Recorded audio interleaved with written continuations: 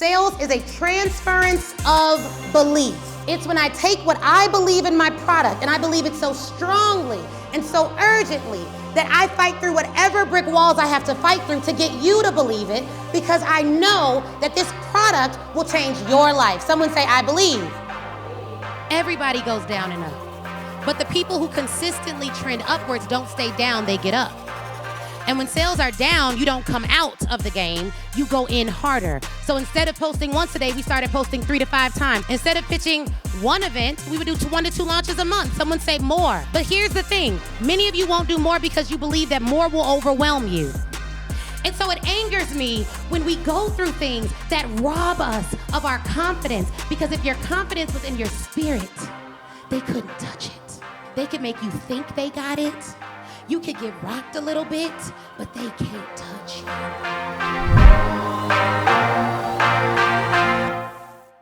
Hey guys, Ashley Kirkwood. Today you are in for a treat. I am actually gonna show you behind the scenes of the Atlanta tour stop that we did last year. So shh, don't tell anyone. Now, for those of you like, I have not gotten my tour ticket yet, it is selling out all across the country. So go to www.speakyourwaytocash.com/tour and get your ticket. In this video, I'm gonna talk about cash infusion strategies that are gonna work for your business. So pull up your popcorn, your pen, and your paper, and hit the subscribe button, because we are about to show you how to grow your business. Talk to you soon. All right, Atlanta, how's it going? Y'all, what's up, ATL? All right, so are y'all ready to have a good time? I said, are y'all ready to have a good time? Are y'all ready to get down to business? All right. I want to do a test. I want to see where my true cash leads are at. Energy high? Let's go. Okay. We're going to do it again. Energy high? Excuses low. Okay, we got to feel y'all in the building. So when I say energy high, I want y'all to say excuses low. Y'all ready? Energy high? Excuses low. Energy high? Excuses low. Okay, let's get one thing straight. Now some of y'all looking real cute. All of y'all looking real good. Some of y'all looking real reserved. Some of y'all are looking like, oh my gosh, what's gonna happen here today? I don't know what's going on in here. I don't know whether to yell. I'm new here. I just saw an ad a week ago. I don't even know who this lady is. Is that the lady from the video? Her hair is different. It's me, okay? Now here's why we have a mantra at Speak Your Way to Cash: energy high, excuses low. Does anyone want their sales low? Anyone? Okay, did you all know that high sales follow high energy? Did you know that? Did you know that how you walk in a room can either attract things to you or repel things from you? If you know that, say, I know. How many of you know you need more energy in your business? Say more. How many of you know you need more sales in your business? Say more. And the truth of the matter is, if you show up with low energy, if you show up hiding, and if you show up without showing out, then your sales will hide from you. Now, do y'all mind if we start with mindset? Say mindset. Truth of the matter is, and I gotta give a disclaimer because some of y'all are new to me, some of y'all are true to me. Now, I kind of don't have set plans for my events.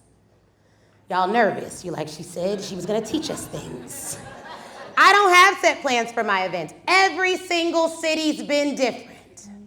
In Houston, it was a city where I came to work. I didn't know there was gonna be a hurricane, and so I needed to encourage the people there. Many people came to Houston and they were like, hey, Ashley, I didn't even know if I was gonna still come because I didn't want to add more trouble to their plates.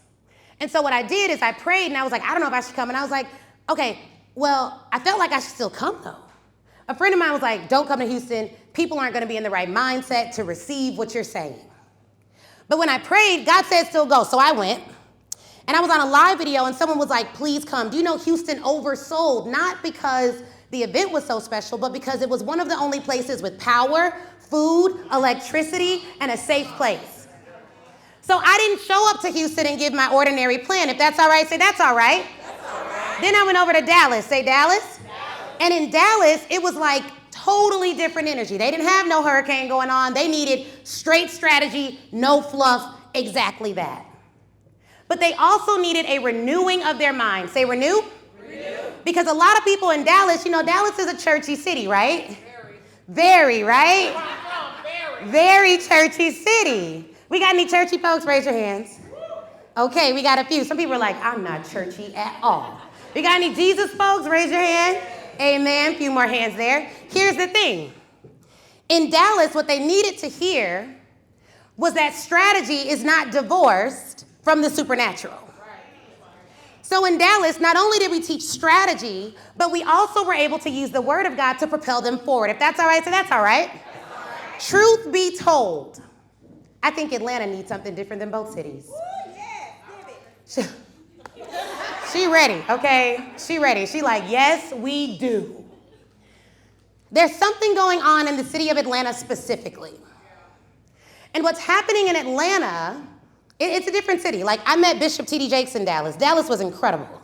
Dallas was one of those cities I went to, and I just thought I'd, do, my event. I thought I was going to do my event. Brother, what's your name? Sean. See, Brother Sean, I went to Dallas to do my event. I didn't plan on going to church. We on a budget on this tour. I fly in on Friday. I fly out on Saturday. It saves money. I get to Dallas. They're like, you want to meet Bishop T.D. Jakes? I said, let me change my flight, because I would love to meet Bishop T.D. Jakes. I meet Bishop T.D. Jakes. It was an incredible, incredible experience. And one of the things that I loved about him is that he came to me and he was like, Ashley, I read your bio. Let me tell y'all something. Can I give y'all some behind the scenes? Y'all want to know how I met Bishop T.D. Jakes? Okay. Some of y'all are like, no, I don't want to know. There's business lessons in here. Thank you, Brother Bruce. So I go to Dallas to do my event. It's a small room of 50 people. Let me explain something. I have spoken to rooms of 20,000 people virtually, 2,000 people in person, 5,000 people in person, 8,000 people in person. It's a small room of 50 people. I've also spoken to rooms of 1 person, 2 people, 3 people. I did not know who was in the room. On the front row was the mayor of DeSoto, Texas. DeSoto is a high net worth town in Texas. On the back row was a woman who leads sponsorships for Woman Evolve. You don't know who you're sitting next to. That's why I go to every stage I can with power. Someone say power. Power. I show out every chance I get. Someone say show out. Show out. So after the event, now I made offers at the event. Someone say offers. Offers. Let's be clear, offers will be made, right? Business events. I make offers at the event, and I make offers for 3 types of businesses, and I think those 3 types of businesses are in this room. But one of the offers that I made was to do a VIP day with me. I do 1 in each city. Just so happens, after the person texts me to get the VIP day, that happened to be a person who also happened to be the mayor. So I call the people who text to get a VIP day to see if they're a good fit. Here's the first business lesson. How many of y'all are making calls to people who are interested in working with you? Raise your hand. How many of you did not make at least 10 calls last week? Be honest. There we go. Because everybody be raising their hand. They be like, I made call. 2012, I made a call for my business. And they didn't pick up, sis. That's why I don't do calls. I just post and pray. Post and pray. Okay, so I made calls. Now let me tell you something. Right after my event was over, sis, I'm in the car making calls. Like I didn't just do a whole event. She happens to be my first call. She goes, hey, do you want to go to church? I said, yeah, I want to go to church. She said, okay, well, I was honest. Somebody say honest. Honest. Now, I'm a little bougie and I got standards. Say standards? Standards. So I went ahead and told the sister, look, I know how mega churches work and I really don't do the mega church shuffle. I got a baby, I got a husband, and we tied. So as much as I want to go to this church, I know it's big, so I don't know if y'all got something, but I know my church be taking care of me. They make sure I get in and get out real smooth. She says, send me your bio. Someone say bio. Bio. Now, most of you would have been like, a bio to go to church? Oh my God, that is not of God. I am not sending no bio to go to church. You know what I did? I wrote a bio. A good bio. I didn't even send the bio that I had because I already had a bio, but I didn't think it was good enough for the situation. It wasn't personalized. Someone say personalized. Personalized. Here's what you're not doing that you should do to make more money in your business. Personalization. Let me be clear about what's going on right now in the city of Atlanta and in the United States generally and in North America specifically. Sales are down across various industries. Do you want to know who's still winning though? Those who do it like it's never been done. Many of you came to hear this single line today, and if you understand it, if you internalize it, if you do something with it, it will grow your business, and that is this: you are not working hard enough. I hate to come off strong in the beginning, because I know it's some of y'all's first event. Can I be real? Say real? I was in the car with my husband and my baby. I had just done a full 8 hours, and at this tour, I am the speaker. Hello, welcome. One introduction needed. So I spoke the whole time, I coached the whole time, and I got in the car after 8 hours of work, 7 hours of sleep, and started making calls so that I could increase the conversion in that room. Someone say work. Work. And guess what else I do? I pray. But one does not absolve me of doing the other. One does not absolve me of doing the other. I can work, I can pray at the same time. And they both yield fruit. So she tells me to send over a bio, me and Claude.ai. Claude is a consistent assistant. He don't never not answer my calls. I start dictating to Claude, hey, I need a bio. It's for me and Bishop T.D. Jakes. This is what I've done. This is how I want it to stay. Da, da, da, da. Now, this isn't public, but this isn't live streamed. I just made the Inc. 5000 list. Thank you. And I should say we, Speak Curated Cash, just made the Inc. 5000 list. So I was like, I'm putting that in the bio. Bishop ain't gonna share this bio. So I write this bio, I send it over, and she says, okay, Ashley, you've been approved for special provisions for church, so you can get in, get out with ease. Then she calls me back and says, are you comfortable? Someone say comfortable. Sitting on the first row. Come on now. I said, oh, absolutely. Let me just get a makeup artist, because you know your girl gotta be fly. My makeup artist had just flew home, so I'm like, I gotta get another makeup artist. I tell my team to get on it, get me a makeup artist. They're like, where you going? I'm like, church, don't ask no questions. So they like, why she need a makeup, mind your business, okay? So I say that because there's some of you who would not have been comfortable sitting on the first row. When you walked in this room, there were seats up front and you decided to sit in the back. Psychologically, there's something there. Because of how this room looks, and because I really care for my people, and because I want you to make more sales, I need you to understand that people do not choose the best expert, they choose the one they see. That's right.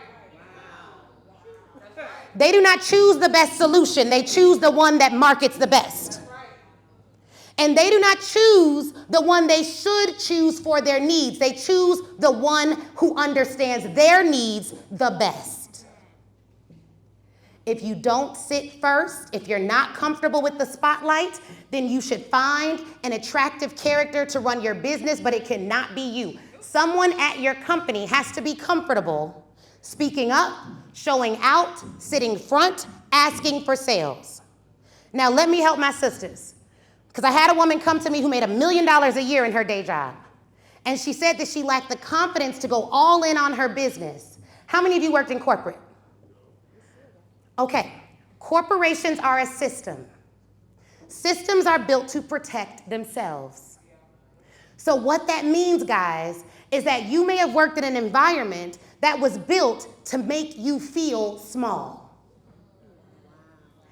When you leave that system, everything I was punished for in corporate, I am rewarded for as an entrepreneur. In corporate, I got to dress in an all-black suit to be professional. In entrepreneurship, I could be as fly as I want to be. In corporate, I had to do the long weave thing and look like Betty. In entrepreneurship, I could do dreads, I could do locks, I could do braids, I could do whatever I want. In corporate, they don't want me to speak up, talk back, ask questions. In entrepreneurship, that's called a discovery call.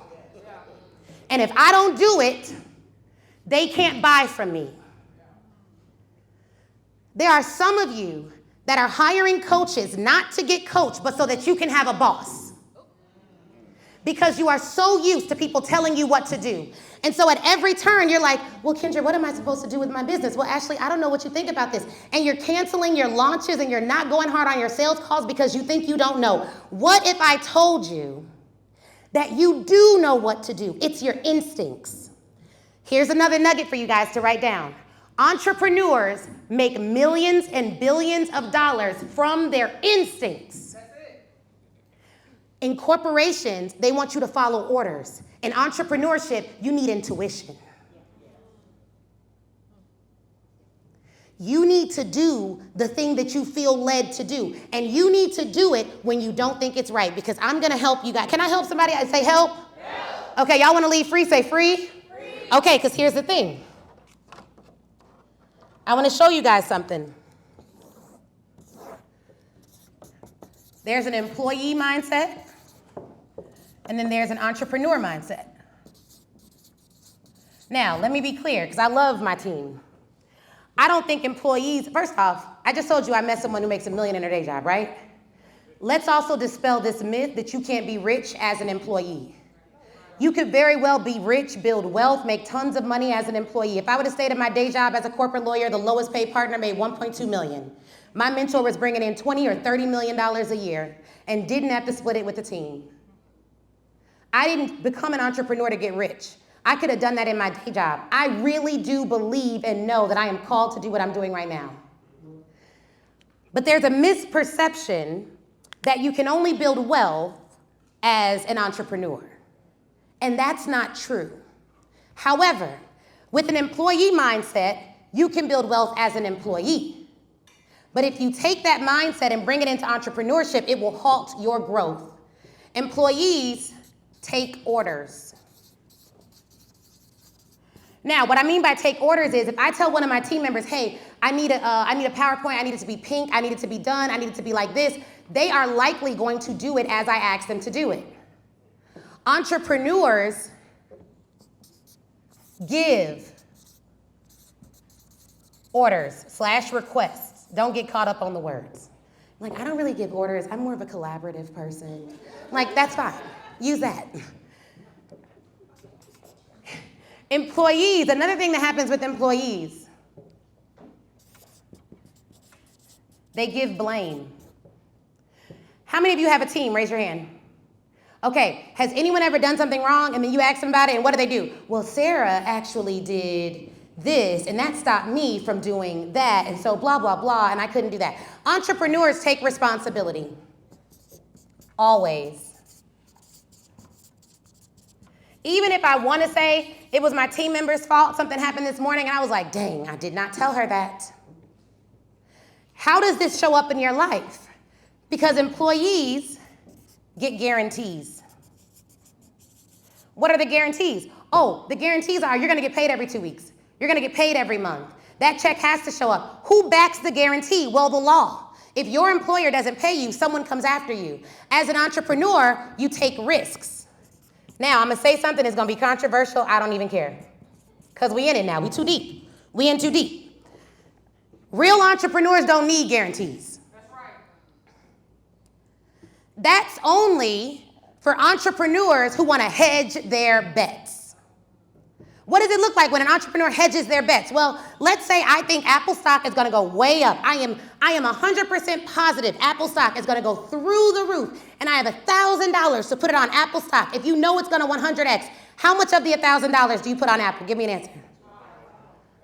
Bruce said I go and borrow another $1,000 and I put $2,000 on it. Okay? Now, what does this mean? So you put all the money on it, if not more, right? Y'all ready? Buckle up. Y'all ready? Say ready. If you're an entrepreneur and you're hedging your bets, can I show you what it looks like? Y'all sure y'all edges are secure, right? Everything's good. Brothers, do caps on. Y'all ain't got that stuff on it. Brothers edges can come off too. I know y'all got some tricks too now, okay? I know y'all got some tricks too. I've seen the reels. When you're an entrepreneur, yeah, when you're an entrepreneur and you're hedging your bets, this is what it looks like. Well, I'm going to go live, but only once a week. Why? Because I don't know if anyone's going to watch it. So I don't want to put in too much effort because if I lose my effort, I'll feel bad. But if I only put a little bit of effort over here and a little bit of effort over here, then I don't feel bad when it doesn't work. That's hedging your bets. You know what that also means? It means you don't 100% believe in your business. Belief is a critical piece. So real entrepreneurs don't need guarantees. That's a marketing tactic that they use to get you because a lot of people are promoting to the entrepreneurial desire in you instead of the entrepreneur in you. Entrepreneurial desire in you means I'm gonna run an ad that says, hey, brother, is it Sean? Okay, brother Sean, you give me $3,000 for this course, and if it doesn't work out, I'll give you all your money back. And you're like, okay, I can do that because it's no risk. But what we're doing in doing that is we're breeding a generation of entrepreneurs that are not ready to be entrepreneurs. I call them wantrepreneurs. You want it as long as it don't take too much work. The problem with that is, how many of you sell services? I know that's probably everybody, right? Because you're here. If you are a service provider, should your clients work with you, who's 50%, or should they work with me, that's 100%? What is in their best interest? To work with the person that's 100%. So the first thing that you have to do, before you get all the sales, before you get all the meetings, before you get all the stuff that everyone wants, is you've got to be 100%. Hardest person you're ever going to sell is yourself. If you sell her, if you sell him, everyone else becomes easier. Because even when they don't buy, you still believe. And you still go hard. Because without belief, this is my definition of sales is a transference of belief. It's when I take what I believe in my product, and I believe it so strongly and so urgently that I fight through whatever brick walls I have to fight through to get you to believe it, because I know that this product will change your life. Someone say, I believe. I believe. Now, I showed this to my mastermind yesterday. Shout out to the Speaker Ready Cash Mastermind in the building. So all of y'all who bought them guarantees, you like, dang, I just bought a course with a guarantee. I can't be losing my money out here to no bad coach. These coaches are frauds. Some of them are. Do you know, I was very concerned because I was telling one of my friends, Jamal Miller, look him up if you don't know him, he's fabulous. But I was talking to Jamal in Dallas. Dallas has great people. And I was telling him, I was like, you know what? One of the things I don't like about being an entrepreneur in this way is that people like make me their standard. Some people even make me their God, and I really hate that for me. And he was like, Ashley, there's this scripture in the Bible where Paul says, you know, I'd rather you imitate me than imitate these other people that are going to lead you down to hell. And I was like, dang. The next day, when I was reading the Bible, I actually found that scripture. And it made me think not only of that, but it also made me think that a lot of you are angry at the coaches who are like not doing good work or not being, you know, legitimate, but you won't outmarket them to save their lives.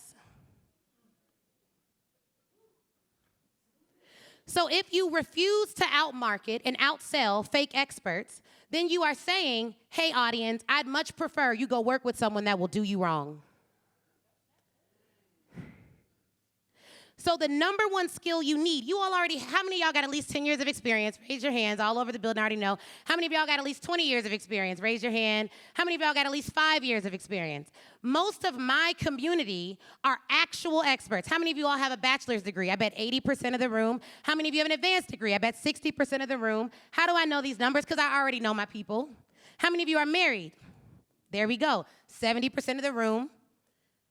Why do I know this? Because I study my people. Now, if you were in a room full of your buyers, would you be able to call out their characteristics and see it in real time? Here's the thing. With belief, let's say this is belief, right? This is your belief. Most people teach belief and belief systems at the same time. What if I told you they were different? Someone say different. You can have a belief. Like a belief is, this event is going to be great. That's a belief. Like, I believe Ashley's events are good. They're going to be great, right? But until you build a belief system around your belief, nothing changes. So a lot of people will say, hey, I believe in my business. I believe in a thing. But the evidence that you really do believe something with your whole heart, someone say whole heart, is that you will build a system around the belief. Now, what is the difference between a belief and a belief system? A belief is, I believe eating healthy will give me a long life. A belief system is, I have meal prep to ensure that I eat healthy. A belief system is, I have a trainer to ensure I work out. A belief system is, I play tennis twice a week. A belief system is, how do I structure some protection around that belief so that my belief actually drives me, these are wheels, pretend this is a bus, all the way to my goals.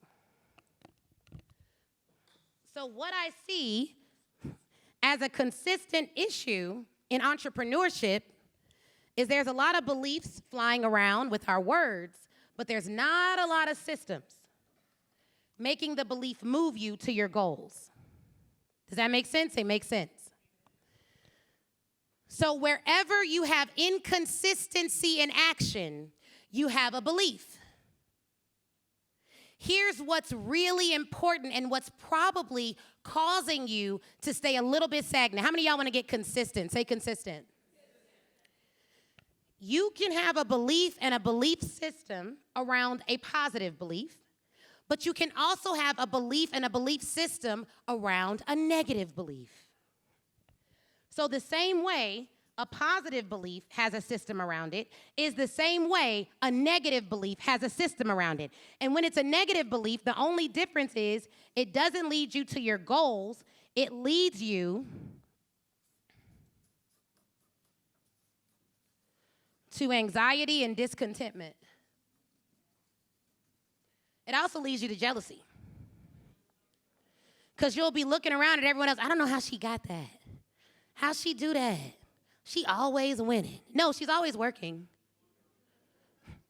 She's always thinking. She's always planning. She's always strategizing. A negative belief will cause you to blame all of your problems on things external that you can't control. Because if you can't control it, you ain't got to do nothing. So if it's the economy, I don't got to get better at sales. If they just ain't got it, I don't have any work to do. But if it's me, I can do something. Now, here's what I believe. I don't think everyone needs to have $20 million goals and $20 million dreams. But if you are constantly discontent, this is your framework for changing. Because the same way a positive belief can lead you to your goals, a belief that nobody's going to watch my lives, nobody reads my content, means that your system is, so I only post 3 times a week. So I post it, and if they don't give me 10 likes, I delete the content. Nobody's going to buy. So I'll do a webinar, but if they don't buy, I won't call every single person until they pick up. Another belief is my program might work, but it might not. So I'm scared to get people in it. There are some of you that are actually called to serve people who are doing better than you in business, but your belief is if they have more than me, they are more than me. So you won't pitch them. I want to be really clear about money. I want all of us in this room to have a whole lot of money. Say money. But I want to be really clear that having a whole lot of money doesn't make you a good person. In fact, money, let me get a chair on stage. Who got an empty chair? Yeah, thank you, brother. Bring this good brother Sean a chair. Thank you. I appreciate you. Thank you. Money is the same as this chair. It's an inanimate, is that how you say that? Inanimate object. This chair does not move without me doing something with it. This chair isn't even useful to me until I sit down on it. But if I wanted this chair to multiply itself, or I wanted it to be a standard for something, if I don't move the chair, if I don't give the chair to a designer, can the chair do anything? It can't do anything. Same with money. So people be like, money made them evil. But it's like saying this chair made them evil. It don't do nothing. They were evil. They got money. They justified evil with money. Right. And so the thing is, you guys, if we don't have an appropriate view of money, we can't ask for it appropriately. And I need all of you to be very comfortable making $100,000 offers and giving more than $100,000 of value for the offers. Because at this company, I am not teaching you to sell junk. If you do not believe that you can help someone and you can change their lives with your offers, then you should make a different offer. And here's what I want you all to understand about expertise. Y'all ready? Say ready. Experts can operate in their expertise in any level of chaos. Because when you are a true expert, you don't have to think about what you're doing. You operate in a level of flow. The reason our industry has gotten a bad rap, my sister, is because people are not selling what they're great at. They're selling what they think you will buy. And so when you ask them questions, there's no depth underneath what they're selling you. And I want to make sure that all of you don't get distracted by what other people in your industry are doing, and you sell the thing that you are really, really great at. Because it is so much easier to sell the product that you know in your soul. You don't even got to think about it. You see what I'm saying? Okay, y'all quiet. Let me move on. So we got beliefs and we got a belief system. So if your belief is, my product can change the world, say, my product can change the world. Then the system that you need to build around it is a sales system. Someone say sales. The system you need to build around it is a marketing system. Someone say marketing. The system you need to build around it is an operation system. Someone say operations. Now here's the thing. How many of you have felt overwhelmed in business? I have an affirmation that I tell myself, and I think it may help you. Y'all want to borrow it? Say borrow it. Y'all can literally use this. Now, if you post it online, tag me, because y'all know how people be. They be on other people's stages. They be like, I found out this thing. I don't know who said it, but there is a belief and a bus, and the bus will lead you. Be like, what? Here's my belief about that, right? Here's my belief. I cannot pray for big if small is taking me out. Because a really good father, like if my daughter, and she'll be here in a minute, if my daughter is like, hey, I ate all my food, I'm stuffed, and she's like, Mommy, I need more food. And I'm like, girl, you about to get sick with all the food you done ate. As a good mom, am I gonna give her more food? Some of you are overwhelmed with where you're at, but you're desiring greater. I don't get overwhelmed by big opportunities. Now, I have in the past, until I developed this thought process. My thought process is, look, inputs on me, outputs on God. So I control all my inputs, right? That means I control my pitching. Someone say pitching. I control how often I go live. Someone say live. I control how often I send out emails. Someone say emails. Y'all be like, Ashley, you send a lot of emails. I'd be like, and do. I don't know who gonna read them emails. Some of y'all can have, I don't know, y'all can have Oprah as your auntie and she pick up your phone and see all the emails. And then she like, who is this Ashley Kirkwood? Anything can happen. Because inputs on me, outputs on God, right? So I didn't know that the mayor of DeSoto would be at my event. I didn't know that. But I knew I needed to show up and show out, because whether it's 50 people, 50,000, or 100,000, I am supposed to show up and do what I am supposed to do, right? Inputs on me, outputs on God. So I only concern myself with inputs. I will look at the outputs. I'll look at the sales numbers. I'll look at the data. But that data does not control my emotional state. Now, how is it that data can't control my emotional state? Because my confidence is not in how much money I make. It's not in who my clients are. It's internal and solidified within my spirit, something that no one external can touch. But here's what I see in entrepreneurship sometimes. Someone say sometimes. Someone say not me. Y'all sales don't go right. This is what I see right here. Y'all go in entrepreneurial WITSEC. You be like, I don't know what's going on, but the numbers are low. She's telling me to show up live and no one's watching. This isn't gonna work. I be like, hey, what's going on? You be like, I'm not worthy to talk to you. My sales are down. I be like, what? Y'all be acting like people can see your profit and loss in the public. You be like, please, just don't look at me. I know it's down 30%. Please, just don't. And how do I know you feel that way? Because when my numbers went down, we lost 20% year over year at the beginning of the year. My first instinct, Kendra, was to do the same thing. Oh my God, how can I teach sales and my sales numbers are down? This is so bad. But then I asked another question to my accountant. I said, okay, we're down 20%. Where are we up?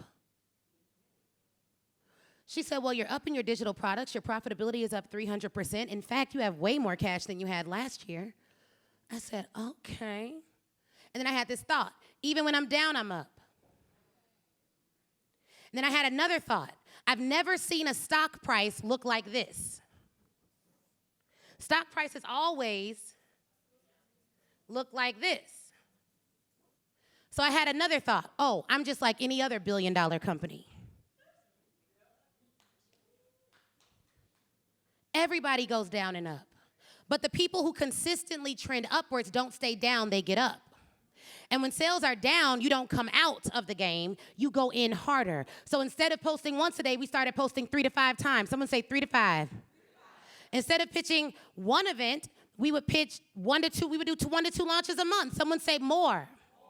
But here's the thing, many of you won't do more because you believe that more will overwhelm you. What overwhelms you is not doing more. What overwhelms you is how you think about doing more. There's a book. Dang, I don't know if I'm going to remember the name of it. But what the book asks about, and I'll have my team send out the name of the book. Oh, I remember it. Don't believe everything you think. And the book talks about how when something happens to you that's negative, it can hit you once. You get bad news, it hits you once. But he said, what happens when you keep thinking about it over and over and over and over again is he said it's like taking the arrow out of your chest and re-sticking yourself over and over and over again. And it was that visualization that changed the way that I was going to think about every area of my business. Because what I'm not going to do is make it harder for myself than I need to. And if I know that I am supposed to have a larger company than what I have now, then I'm also not going to allow what has happened in a quarter or in a season to stop me from showing up. Because inputs on me, outputs on who? So what that means is I can make 3 to 5 posts a day, and all of a sudden Mike Todd from Transformation Church shares one of the posts. Because I am focused on the inputs. And one of the things that I always say is, God, I want your super on my natural. Why? I'm going to give them something to breathe on. So I don't got to worry about, will this work? Will the business survive? Blah, blah, blah, blah. And then I ask myself, too, what would I do if I weren't afraid? Now, with your beliefs and your belief systems, there's 2 things. How many of y'all are like, I want to be on the Inc. 5000 list? Raise your hand. Forbes 100 list, raise your hand. Okay, some people didn't raise their hand, so I don't know where y'all want to be. They be like, I want to be right where I'm at. I'm like, okay, praise God for you too. Here's what I want to show you, and I want you all to keep this visualization. If this is good, say good. If you already got something, say got it. How many of y'all have already shifted your mindset a little bit? Say shift. Okay, here's the thing. This is what it looks like to grow in the dark. Everything that people celebrate about our business and about me and about my husband now was birthed in the dark. And if someone could check on my husband, because I want to make sure they're okay, because they should have been here by now. Erica, you in here? Perfect. Okay. Awesome. Yeah, I got to look out for my baby. Like, hello, where my man at? He should be in here looking at me on this stage. What? Trying to work this hard for nothing. Everything people celebrate us for now was birthed in the dark. So these are seeds. Can you walk through a field and see how many seeds are planted? Okay, but one day people are going to marvel at absolutely how beautiful all the flowers are and how big all the trees are. And at that point, you're going to get to marvel at it. The problem that I see a lot with entrepreneurship, and I did not want to fall into this trap, I didn't want to be the tree without the seeds. Because this also breeds discontentment. Is when you want to be the tree, but you don't want to plant no seeds. And the reason people don't like seeds is because you can't see seeds. So for a while, you guys, in business, our first year, we made like $600. I left a $300,000 job and made $600 from like August to December of that year. $600. Bruce said, geesh. What y'all think my family was thinking? Geesh. I went to Northwestern Law. For those of you who don't know, it's one of the top 10 law schools in the entire nation, and I graduated cum laude. I worked at Kirkland & Ellis. That is the #1 firm by revenue in the country. And I was a trial lawyer, only chocolate drop doing trials. And I was the only associate in the trial bar. I did not start achieving when I became an entrepreneur. Wherever you're at, you should achieve, because achievement is a habit. Working hard is a habit. And a lot of entrepreneurs are not where they could be because they're at a job giving them poor service, thinking they're going to work for themselves and give themselves excellent service, but you've developed the habit of being mediocre. So when you're the only employee and you're not the all-star, it's like, where are these sales at? This is where we focused our business those first 6 months. Going live every day, sending out 300 pitches a day, sending out pitches to be on podcasts, sending out pitches to speak in Facebook groups, sending out pitches to like go to events and meet people. I hired a VA who was sending out pitches. I did not have pretty branding. Pretty branding, I think, is like the tree. Everybody want that because it makes you look more successful than you are, has the propensity to. I didn't want to look successful, though. I wanted to be successful. And so because of that, I needed to invest in the things that people wouldn't see. So all the while, people are walking on my garden, and they're like, I don't know what that girl doing. She left $300,000. Ain't she supposed to be a lawyer? Why is she talking about business? Ain't she supposed to be doing this? Ooh, man, poor Chris. Now he got to pay all the bills. Ain't she supposed to do that? Like all of this. And you hear all this noise, and you know what I would do? I would just send out more pitches. And the truth of the matter is, y'all, I was moving so fast when I started my business, baby, I didn't even hear them things until much later. Because my parents had enough faith, even though they were concerned, they would never speak against me. And you may want to get new friends if every time you talk to your friends, they telling you, girl, it's the economy. Girl, it's somebody else. Girl, they ain't got no money. I like friends who pull me up. I like friends who I can say, girl, I'm a little scared. And she like, God didn't give you the spirit of fear. And I'm like, okay, let me remember who I am, okay? Some of y'all be like, I just gotta be human. They ain't gonna let me be human. Do you want to grow or not? Say grow. Y'all cool with tough love? Say tough. Y'all ready to grow? Say grow. Why do we need to grow? Why am I so, I'm so passionate about every single last one of you making so much money? Because all of you who sell services have the ability to disrupt systems. Who works in education? Educational system. Who works in the medical field? Medical system. Anyone work in the prison system? Systems are very hard to break because they protect themselves. So the moment you say, how many of y'all are coaches? Coaching system. It's a lot with that.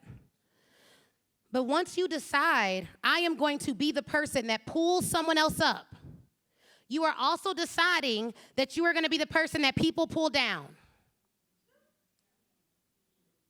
Can we be, you said honest, right? And if you are going to be the person that people pull down, you need to be strong enough to hold yourself up. And the only way you're able to do that is if you have roots that are strong enough so that when the wind blows, i.e. the haters talk, and when things happen like your revenue goes down, your leaves may blow, but you don't leave. I've heard of people quitting the coaching business. Why? Because their confidence was in their clients and their cash, not themselves. So when any of the things external leave, they do too. You ever met someone that keeps starting new businesses? Every month, a new idea. Why is that? Because they're chasing a feeling, they're not disciplined. So I need y'all to get disciplined, right? So here we go. Y'all have to invest down here. Down here is where you learn how to pitch. Now, here's what most people won't tell you. You do not get better at copywriting by reading a book or taking a course. You get better at copywriting by doing what? Writing copy. The learning is not the work. The learning is the prerequisite to the work. The learning does not entitle you to get the results. The learning is a prerequisite to you doing the work that leads to results. Y'all got that? So for all of you course and book heroes, every time you hear a book, some of y'all already bought that book on Amazon. I'm going to read that next. Okay, but are you going to live it next? Because without living it, you cannot get the results. Now, here's the thing, y'all. I didn't even do no proper intro. Okay, we'll do that. Copyright, don't steal my stuff. Now, who am I? I've helped 7,500 speakers, experts, and entrepreneurs as paying customers, more than 350,000 served across our few free communities, millions of dollars in revenue earned, all from zero. Somebody say zero. I did not use my law connections to build my business, but I should have. The reason why I didn't was because I was insecure and I was scared that they would judge me for starting a business. So I did not talk to people I knew and say, hey, do you guys know anyone who needs a lawyer? Because I started a law firm first. Hey, do you all know anyone who needs a speaker? I didn't do any of that. I built it all on my own because I was scared that they would judge me. Anyone else been there? Can we be honest? How many of y'all right now got people in your phone who don't know what you do? It was insecurity on my part. Now, the only reason I can tell you that is because it's really not something I deal with now. But I'm telling you that so that you don't look at me on this stage and be like, Ashley is just so great. That lady had a law degree. That's how she did it. I've heard people say, y'all know Sarah Jakes Roberts? They be like, she's big because of her dad. I'm like, y'all do know he got other kids, right? It's clearly something different. What that does is it divorces you from success. Every time you see someone that has anything that you want, not in a covetous way, but just like, hey, I want to grow my business, I want millions of dollars, whatever it is, you need to start training your brain to develop new thought habits. Someone say thought habits. Now, thought habits means I train my brain that when I start to think someone is better than me or makes me like insecure or whatever, I train my brain to say, girl, you got this. Girl, you just like her. She a sister, you a sister. He a brother, you a brother. And if they not sisters and if they not brothers, they human, you human. We got so much in common. Both read red blood and everything. Both got hearts and minds and toes. It's crazy out here how alike we are. Train your brain. Develop new thought habits. And you do that by policing your thoughts, meaning you have to be conscious of what you're thinking. Do you know of every living thing on this earth, humans are the only organism that can think about their thoughts? Don't you think that we are able to do that because we need that skill? I believe we are so divinely designed that the truth of the matter is, if we didn't need the ability to think about our thoughts, we wouldn't have it. So we should be able to police our thoughts. Why are you here? Somebody, give somebody a mic. Why are you here? What do you want to learn today? What did you come for? Bruce, let's give Bruce a mic. Who else? You want a mic too, ma'am? I think you raised your hand. Yeah. Good morning, I'm Bruce Hill. I believe one new skill will change your life. So I teach personal and professional development. And I came in this morning to be refreshed and to be reminded that execution is more important than just learning. Yes, come on, execution. I love that. We got one right here? Here, then here. Good morning, everyone. My name is Kamisha Michaels, and I hit a rough patch. I was in the valley, and I needed to be rejuvenated, to be encouraged to keep going. Amen, amen. Be encouraged. Did you say your business? When you all introduce yourselves, give us one line about your business and what you do, because this is an opportunity room. So I own Enliven Creative Agency, and we are an innovative branding and communication agency, and we help businesses to innovate. Love it, love it. Thank you. Hey, Ashley. Hey, how are you? I'm good. I'm Coach Ken Canyon. I'm a relationship and personal development coach, and I help women and couples navigate relationships so they can live in a life of abundance. The why did I come is because I'm already growing at a fast clip, but I saw your video, and the problem I'm having right now is scaling. Yeah. I just, we make a lot of money. I got a system, got a team, but I'm still frustrated as hell. About what particularly? No, because, okay, so. What's your biggest business frustration So my right biggest now? business, I have an academy now. Okay. I've done a continuity program. Good. I got 50 digital products. We make, on average, 50 to 100,000 a month. Mm-hmm. The problem is it's still me. Just you doing And now most of the work. now I'm bringing in other coaches. Right. Now I'm bringing in other coaches, but like I saw one of your videos, and I'm just like, I told my team, I said, look, I'm disconnecting for the whole day so I can be the student. Yes. So all right, I that's love why I that. Give it came. up, give it up, give it up. I love that. Anyone else? Why are you here? We have someone right here, and then we'll go over there and right over here. It's good to see you again, too. I remember seeing you at the event. Come on, new hair. I didn't recognize you. I like this. So cute. Thank you. My name is Laura Chapman. I am the founder of Legendary Focus and the lead solutionist. I also have founded the Feel Good Fame movement, where we are all about helping people feel confident showing up and showing out as the face of their brand, speaking their truth, and manifesting the life and business of their dreams. I love it. Now, I came here today because similar to the lady over here, I had some recent loss in my family, and I am needing to really get my mindset back on business. I took a whole week off, and I really just needed something to remind me, like you said, of who I am. Yes. And that even if things are not moving at the pace that I want them to, that I can still put systems in place so that if I do need to take a week off, I can do that. So really looking for the systems, automation possibly. Yeah, and be able to set those expectations for my people where if I do need to leave, that they aren't always looking for me, because I do feel like I have some people who are like, I can't do anything unless you tell me exactly what to do, and that's not what I'm trying to do. I'm trying to get them to think for themselves. So, okay, that's so good. Can I tell you something? You Yeah. said something I wanted to speak to, okay? Laura, right? Yes. Okay, Laura. You said if things aren't moving as fast as I want them to, right? Yep. What if I told you that you don't know how fast things are moving? The seeds. Because we only see what we see. Facts. Things are moving faster than you think on your behalf. Okay? And I don't want you to get discouraged with what you see, which is why you have to, everyone in this room has to have what's called, you all write this down, activity goals. Activity goals are what you focus on if you don't want to get discouraged. Activity goals means I'm going to go live 5 times this week. So on Saturday, me and my boo are celebrating if we go live 5 times this week, okay? That's activity goals.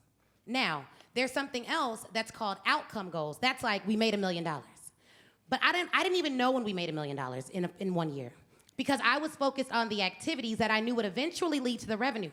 If you focus on the outcome and what you see and how many people are liking and how many people are sharing, do y'all know I had an average of 2 likes on this tour, these tour posts? Oh, wow. And we had already sold 130 tickets. Things are moving faster than you think. For everyone in this room who feels like things aren't moving fast enough, I want you to take this home with you. They're moving faster than I think, I just can't see it. Do y'all know that a month ago, I didn't even know about having a book deal? I didn't know about having a book deal. I didn't know about having an agent. It took all of 2 weeks for me to have an agent, a book deal, a final meeting with HarperCollins. It took 2 weeks. Things were already in the works. I just couldn't see it. I didn't even know I wanted that. But you know what I was focused on? The seeds. I was focused on my reels and my live videos. And do you know when I met one of the big wigs at the agency, you know what they told me? I've been watching your stories. You post a lot. This is great. He didn't respond to no stories. He didn't like no comments. He saw the seeds. He saw the work. And he never said anything. The woman who ended up introducing me to Bishop Jakes was at my event on the first row. Do you know she never said anything to me the whole event, did not even ask a question? Things are working faster than you think. One of the tricks of the enemy, I believe, is to make us think things aren't working, so we stop working so they won't work. And so we'll be like, dang, this isn't working, I'm gonna just stop. No, if you don't think it's working as fast as you want, what you need to do is iterate and do it better. But it does not mean you stop working. So things are moving faster than you think, and I thank you for sharing, and I'm also really sorry for your loss, and I don't think a week is a lot of time. But I am prayerful that you get what you need so you can go to the next level. Because you're fabulous. Isn't she fabulous? Give it up for her. Okay, there was someone else right over here in the pink, and then I saw, okay. We'll take a few. Let me look at my phone. Did we find my husband? Hey, y'all. Hey. Good morning. My name is Jia Harrison. I go by J.E. I have a business called Elevate Your Life with J.E., and my whole purpose is to help high-achieving women thrive in their career and their calling. So one of my biggest issues right now is I think I have all of the minor pieces together. It's just bringing them all together into one collective unit so that I can see, I guess, the increase in my business. Is something that I'm doing part-time, but I really want to be able to move to full-time. And so really just being able to attract new paying clients, you know, doing all of those freebies, getting people in my email has been amazing. But it's like once I get them to that point, moving them to actually becoming paid clients. Do you launch? I do, but they've mostly been like soft launches, nothing What's like that really mean? big. What's Like a soft so launch? doing some posts here and there. That's not a launch. Going live. Yeah, not like Okay. super big. Okay, And I I'm gonna think give you it's this that right now. You cool if I confidence coach you? thing. Sure, please. Okay, here's what we gonna do. Y'all could just dead them freebies. I'm gonna tell you how to do a freebie that's gonna convert, okay? Okay. Don't have no ebook, don't have no little thing, and y'all gonna be like, Ashley, you have a freebie. We are not in the same situation, what I'm about to say right now. Okay. I did not have a freebie. Like we give our first part of our book for free. We probably started that like last year. What we did is we would have a free event. Now, if you have a free event, that is your freebie. This happens every month. You can have a free event every month for a potential client, okay? Okay. Now, so they're still getting something free. So all of your social media posts should be leading them to your monthly free event.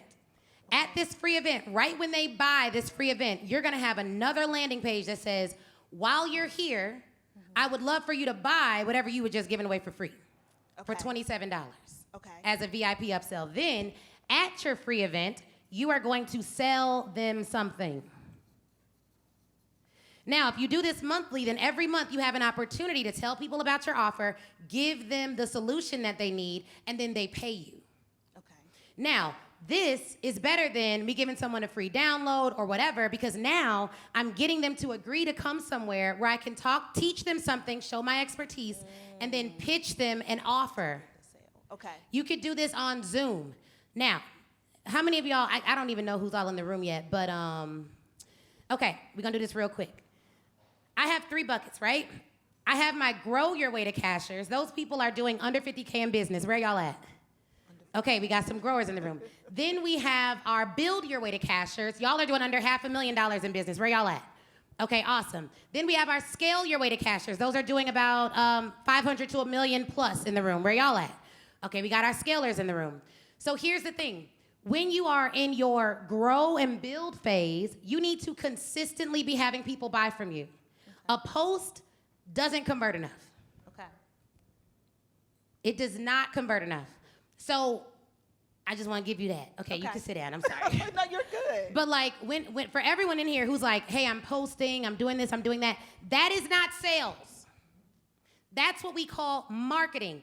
I'm gonna give y'all basic definitions. Marketing is how people learn about me. Sales is how I convert them to buyers. Every now and then I call it getting lucky or getting blessed, right? Every now and then somebody sees a post and they're like, I just love this lady. Let me just go give her $5,000. You know, she seems nice. But we do not even make our money from posting. Posting bridges awareness. So I post a lot because when you register for my free event, now you're excited about it. You're looking at my Instagram, you're following me, and so I'm always putting out content. I made a reel while we were here.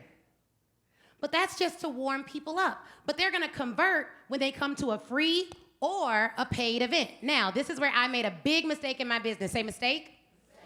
When I had a small audience, less than 5,000 people in my Facebook group, less than 10,000 followers on Instagram, I was hosting paid events. Someone say paid.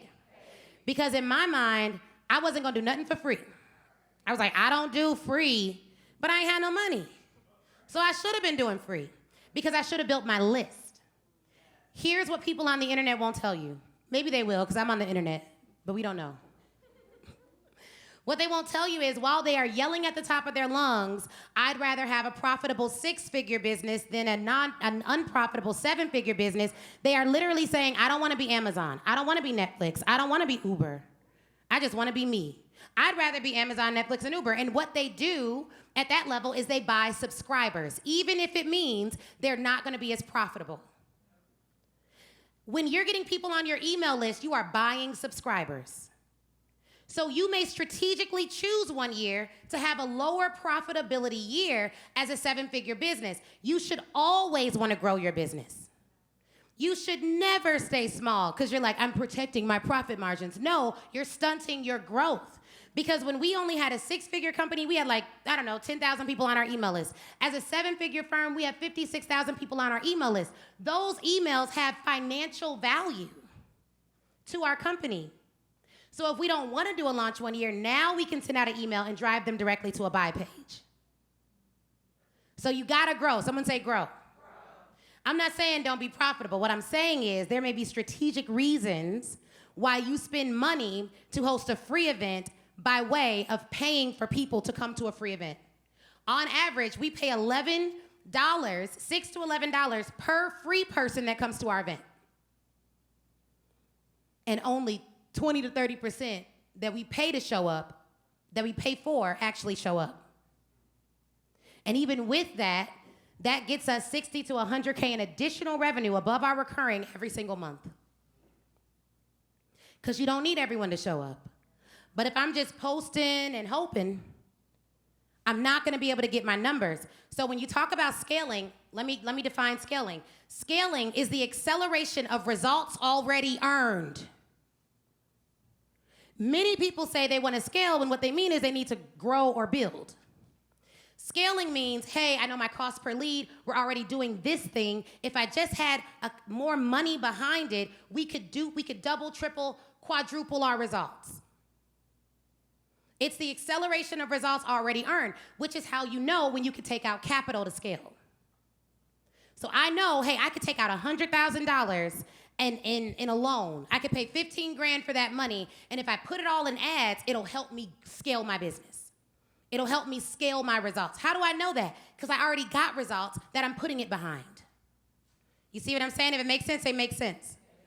Okay, so we got grow, where my growers at, under 50K. Awesome, awesome. We got build, where my builder's at, under 500. And we got scale, over 500 and $1 million. Because you already have results, you just want to put some money behind. Now, here's the other thing. We had someone else who wanted to go and tell me why you were here. Right, we'll go right here. We'll do two more. We'll go right here and we'll do Delmar. And we had you, you were up already. Okay, here, and then Delmar.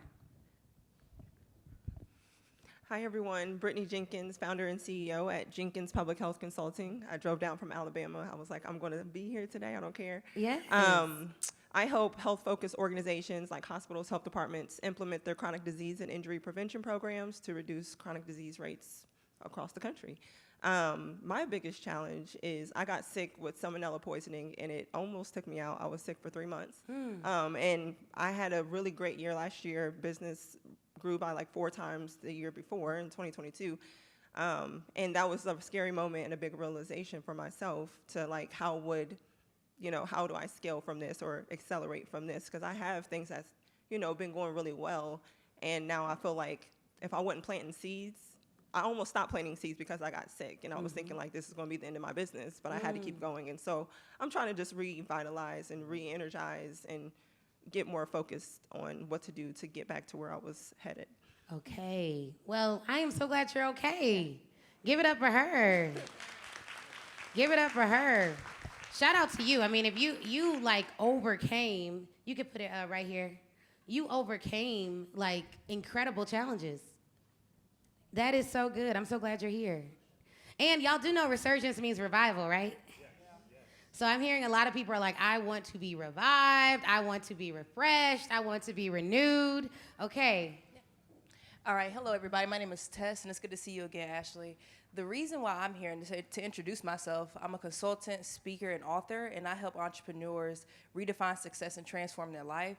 The thing is, I've been speaking professionally for 4 years, and I've studied the art of speaking, and I've got that understood. The thing I want to do with my business now is make sure I'm bringing in 6 figures. So your book, pitching, and reaching out to corporations, that's the thing. So now I know I'm speaking to colleges and corporations, but now I'm wondering on how I can secure those contracts, the reoccurrence, getting the retainers.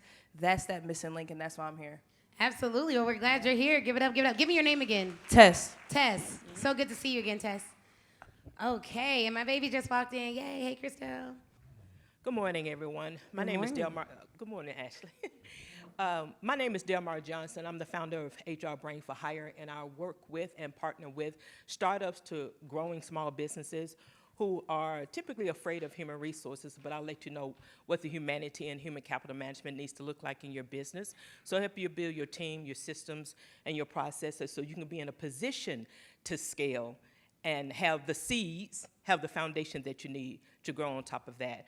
I'm here, first of all, because I've been in a season of pivoting, personally and professionally, and it's been a difficult year. So I'm here because I want to move out of my way. So I can pivot in the way God is pivoting me to know that HR Brain for Hire can really be at what the Lord has put in my vision, to know that it can be after all of these years. And I want to see it on this side of heaven happen and come to pass. Yes, come on, Delmar. Minister Delmar in the building. Okay? I love that. I love that. I love that. Okay. So here's the thing. I want y'all to give me permission to do something. Y'all ready? I really feel like there's something special that's supposed to happen in Atlanta. And so if we go off script, we go off script. Say, that's cool. Y'all got a real good workbook. Wave it in the air, wave it in there, wave it in there. Okay, if we don't go through every page, don't be sending my team no mean emails or nothing.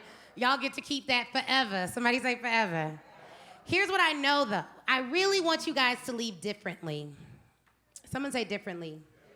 And not differently like not be who you are, but differently like better and more recharged and more of who you really are, right?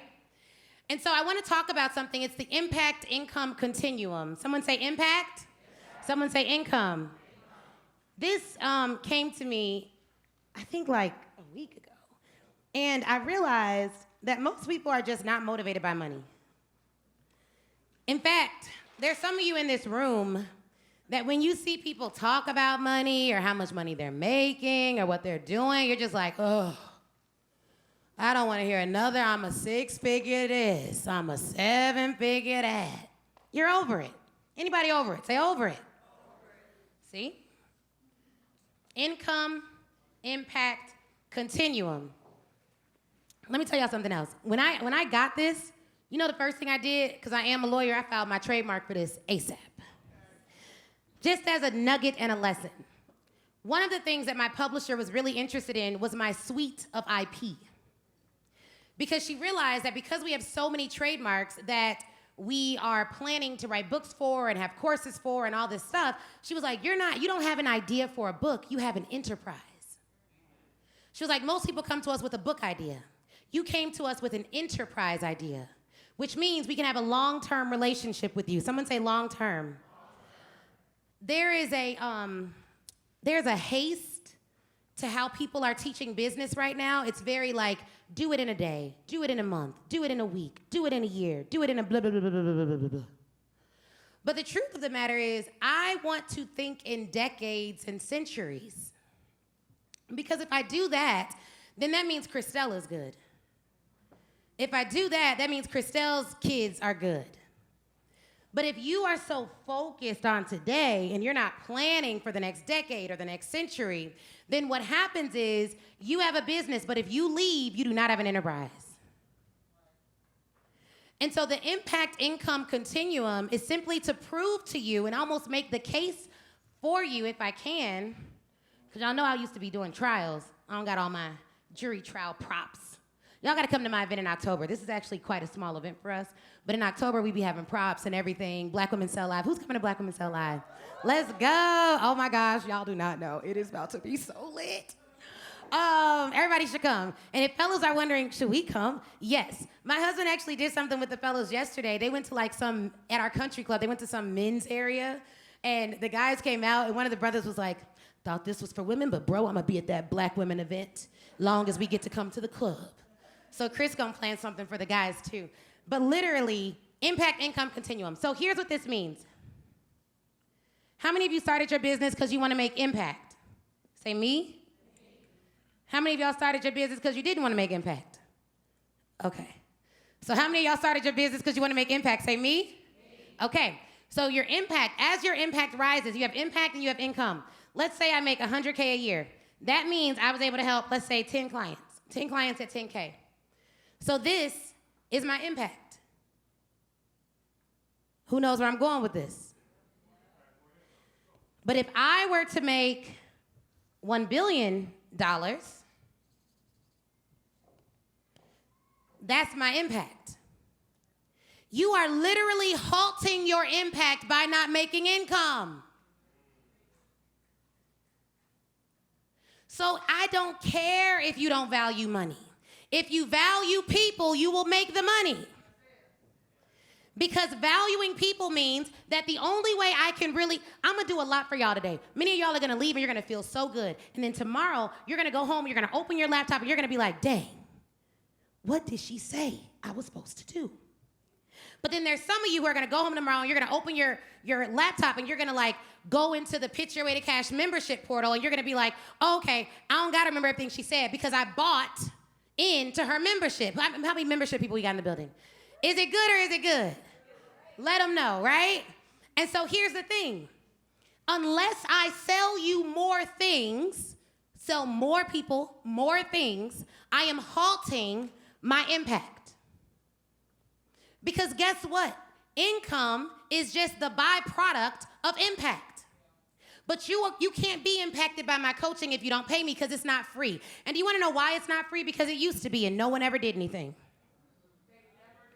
They never do. No, they don't do anything. I tried it. I had a membership for $30 a month. And I would meet with them every week. No, I don't do it anymore. No, you cannot buy it. No, it will not happen. But back in the day, and not only that, Kendra, I had it, and it was like, it had a Christian element to it, and it was to help Christian entrepreneurs. And immediately, I don't know why this is, but when people put Christian before entrepreneur, it automatically reads cheap to Christians. And it's not because Christianity is cheap or Christ is cheap. It's because of how Christians believe money works. We believe money is this miraculous tool that shows up if we're good. But there is no evidence for that in the Bible or in life. Without skills, you do not earn. Without selling those skills as an entrepreneur, you do not earn. Now, if you have skills as an employee, you can earn, and you ain't even got to sell nothing. But when you decide to be an entrepreneur, you have to sell them your stuff. It's the only way they're going to get the impact from it.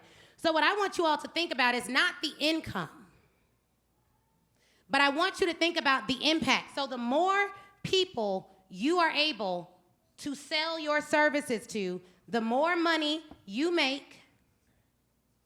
And so what that means is as you make more money, you make more impact. So if you really care about people the way you say you do, if your belief is my services can help people, then what you would do is you would build a sales system around it. And let me help some of y'all out who are not consistent. If you are not consistent, but you genuinely believe that your services will help people, you know what you would do? You would take note of all your inconsistencies and you would hire someone to be consistent on your company's behalf. Because that's what CEOs do. If I care about it and I can't do it, then I put someone in place to do it. And here's the thing, if y'all have the Speak Your Way to Cash book, you can hire globally. And truth be told, I did my mastermind event yesterday. Where's Antoinette? We were talking about hiring globally, and we hired from the Philippines and Trinidad and Ghana and Nigeria. We've hired all over the world. And the reason we hire all over the world, can we talk real, say real? There are some people who are like, oh my God, you're exploiting people. You only pay people what? They can't live on that. I'm like, okay, let me explain to you how business works in 5 minutes. It is more expensive for me to hire someone in New York than it is for me to hire someone in Alabama. Why is that? Every single state has a minimum wage. Those minimum wage vary based on what? Cost of living. Do you know that applies to the entire world? So I can pay someone $5 an hour in the Philippines and that be a living wage and competitive. But if I pay someone $5 an hour in Atlanta, then that's exploitive. But it's not exploitive if I'm competitive in a different region. There are some of you that have an insecurity within yourself that says, I gotta pay people all my money because I don't really deserve this money because I don't deserve it, so who am I? Who am I to deserve these blessings? Let me just give it all away. I feel really insecure keeping all this money in my bank account. Let me just spend it with people who don't really know what they're doing. Like literally, all we're talking about is playing on a global scale. How many of you want a global business? Don't you think you should start hiring globally? One of the benefits of us having a team in Ghana is when we take a group of entrepreneurs to Ghana, which we're doing. Who's going to Ghana? Anyone in here going to Ghana with us? I don't know if y'all know about it. You know? Okay, you want to go? Okay. It's going to be a vibe. Just saying. We do events in Ghana too. It's 350 Ghanaian entrepreneurs there. We're doing it again. So when we go to Ghana, we already got a team in Ghana. So you can hire globally, meaning you probably can afford to hire, but you might not be able to hire in your backyard. So if there's an area where you're inconsistent, what you need to do is just be consistent for a week. Write out exactly the steps that you took, give it to someone else to do every single day. Every single day. But can I give y'all another truth? Say truth. Y'all know Tyler Perry still writes scripts? Y'all know how much he worth? So why do entrepreneurs who make six figures try to outsource everything and get out of all the work? Do you know Beyonce still directs her video team? Who saw her documentary? Beyonce was in there like, no, you can do that. No, I know that camera does that because I already know this. No, why are the outfits looking like that? Some people think you become an entrepreneur so that when you make a certain amount of money, you could do nothing. I've literally never met that CEO. Do y'all know a CEO that does nothing? Not successful and just sits back and points their finger, you do this, you do this, you do this. You are signing up to work as an entrepreneur. The goal is to do something that you so are in love with that it doesn't have to feel laborious. Just because you work a lot, it doesn't have to put a lot on you. There's a scripture that says, be anxious for nothing, but in all things through prayer and supplication, which literally means I don't even gotta be anxious, right? And so for those of you who are not motivated by money, but you're motivated by impact, I can tell you're not even motivated by impact if you refuse to make money. Because of the impact income continuum. So then the question becomes, what do you really believe? Now, I know what you believe, not by what you say, but by what you do. So if you don't post about your business, I know you don't believe that you have clients on social media. If you don't pitch, I know that you believe that sales won't work for you, even though you know that sales work. So next time you think, I don't need to make money, I want y'all to think about the impact income continuum and be like, we gotta do that. So how do we serve you? So our community is called Cash Leads. It's an expert who is running a service-based business and utilizing their expertise in a way that only they can. Now we have 4 levels of service. We have our self-starters, they're in our membership. Shout out to the membership fam. We have our explorers, they come to our live events. We have our elite and Lux mastermind clients. Now, if you are in the grow phase, you should be in our membership. If you are in the grow and build phase, you should be in our membership. You should be coming to our events. If you are like, hey, I'm in the scale phase, we have the Speak Your Way to Cash Mastermind. That's where I'm personally your coach. In the membership, we have coaches who are trained on our system. Someone say system.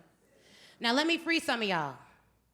Because some of y'all believe the only way people can get results from you is if you do all the coaching.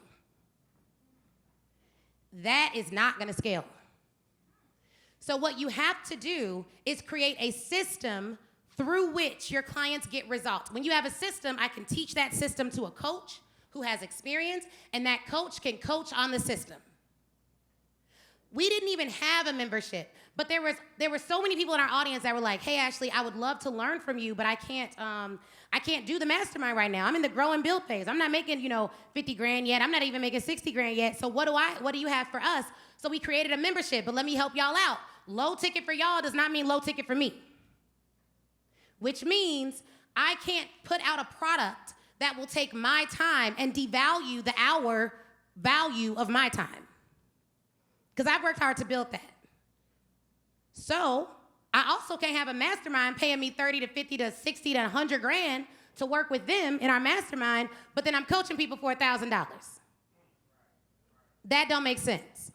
So we have a system in place for our membership to help you guys get to results. And the goal is for you not to stay there. Somebody say, I ain't staying there. I may go there, but I ain't staying there. And for all of your services, I want you all to think, where do they start? Where do they grow to? Because our best clients always grow. There was a woman in our $30 a month program. She came into our $35,000 mastermind because she grew, as I kept putting out content. That's the goal. The goal is not to stay there. The goal is to grow there. So here's what we're going to cover today. Offers. Now, y'all already told y'all, if we don't get through everything, don't be mad at me. Offers, audience attraction, elevating your sales messaging, and a cash infusion plan. Say cash infusion. All right, y'all ready? Say ready? Okay, your North Star offer. Now, here's an example of this. You just saw it.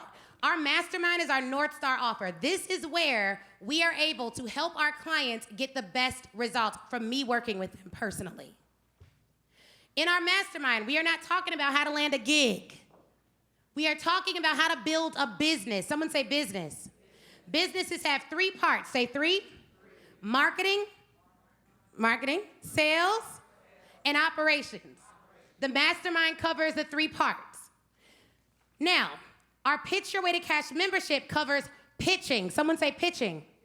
Why is that? If you ask more people to do business with you, you will make more money. Yes or no? So if I can get you to make more money, then you would be ready to build a business with the income that you've generated. So I want you guys to see this. All of our lower tier offers point to our North Star offer. So you should not have offers that do not help your clients become the person that can buy your superior offer. So down here, we ain't gonna have something that teaches you how to crochet, because that ain't gonna help. That ain't gonna help you, and that ain't gonna help me. Deal? So you wanna make sure that your offers make sense. There's some of you who got one offer named something over here, another offer over here, 100 offers down there. That is too confusing. The more complicated your business is, the harder it is to hire a team. Because yes, all of you are all-stars, but guess what? Not all team members are. So if they come in and it's stuff everywhere, 100 offers over here, 100 offers over there, they don't know what to direct clients to, they can't get a grasp of the company's mission. Someone say mission. Our mission at Speak Your Way to Cash is really clear. We want to help 1,000 experts to have financial freedom through their services so that they can break down systems. We want to help experts make a whole lot of money so they can disrupt unjust systems. That's what we do. We really focus on helping Black experts to do that, and we do it by helping you guys start at the top of the market instead of working your way up from the bottom. Meaning, I don't want you coming in talking about, I want to sell a $20 ebook, help me to make money with that. No. Not gonna do it. I want you talking about your expertise and your thoughts. Now, here is the thing that I want all of you to know. Your thoughts will bring you wealth, but not if they're cloudy. One of the easiest ways that I think the enemy really distracts us as entrepreneurs is by giving us having us think we have so many ideas that we all have to do at one time, and so we're over here just thinking about all these ideas and we don't do anything because you're cloudy. And so everywhere you go, you're begging for clarity externally, not realizing that you have the ability to think about your thoughts. Let me help out my multi-passionate people. Where y'all at? Raise your hand. You don't lose anything by focusing, boo. You still have all the creativity. You can still write all the books. You can still write 100 books. You can write 100 books on a little Google Doc. Just write all the names of your 100 books, and then you highlight one and you start with one. Because everything you produce has to be sold. Let me tell y'all something else. Write this down. Price does not sell products. What does that mean? Just because it's cheap doesn't mean you'll get a lot of sales. That is a misperception. The people that you see with the ebooks and they're making $1 million may not even be making $1 million from an ebook. I literally saw a reel where a guy was like, all these experts telling you to buy ebooks, that's wrong. But then he was like, but buy my ebook. I was like, bro, what is happening here? He was like, I know it's controversial because I just said don't buy ebooks, but you should buy mine. You need audience. The higher your audience, the lower priced your offers can be with you still being profitable. You got a big audience, maybe you can release something that's under $100 and still do volume.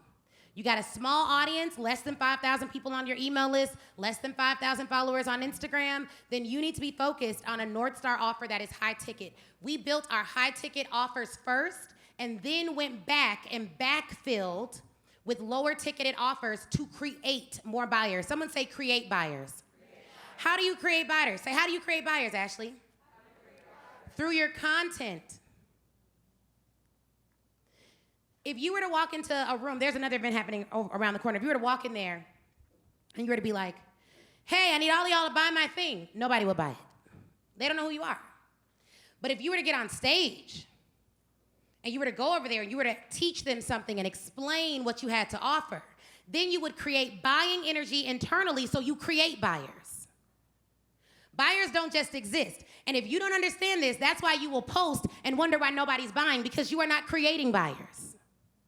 And if your content is not sufficient to create a buyer, then your content will not get you sales. Now, if you want your content to create a buyer, what you have to do is put out mindset content. Because how they think determines how they buy. And you have the power to do this. You need to know, what are the 10 biggest objections of your buyers? What are they thinking about that is keeping them from buying your products and services? What are they skeptical about that is keeping them from buying your products and services? And what have they already bought that they hated that is keeping them from buying your services? So your North Star offer is a company's primary product or service that guides all other offerings and strategies. This serves as the ultimate destination for customers. Now, this is an internal definition, meaning this is how you define a North Star offer. But when you are selling your North Star offer is going to get your clients the ultimate result that they want. And it needs to be good. Can we say good? Ideally great. So what is your North Star offer? Who has one in VIP? We'll do a hot seat. North Star offer VIPs, who has one? Yes. Let's get her a mic.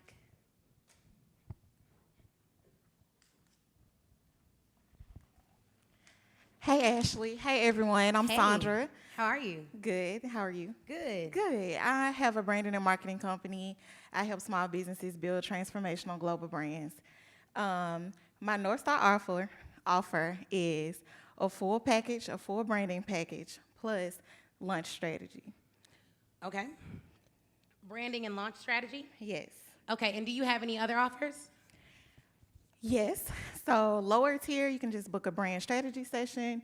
And then very entry level, just kind of getting to know me, is a product launch ebook. Strategy session, product launch ebook. Now, when they buy the ebook, does it automatically ask them to book a strategy session? No. Okay, how much is a strategy session? The 1 hour session is $550. The VIP day is $5,000. The VIP day is like 4 hours. Is this the VIP day? No, that is a 3-month package. That one is $10,000. Hey, Christelle. Hey, baby. You look so cute, boo.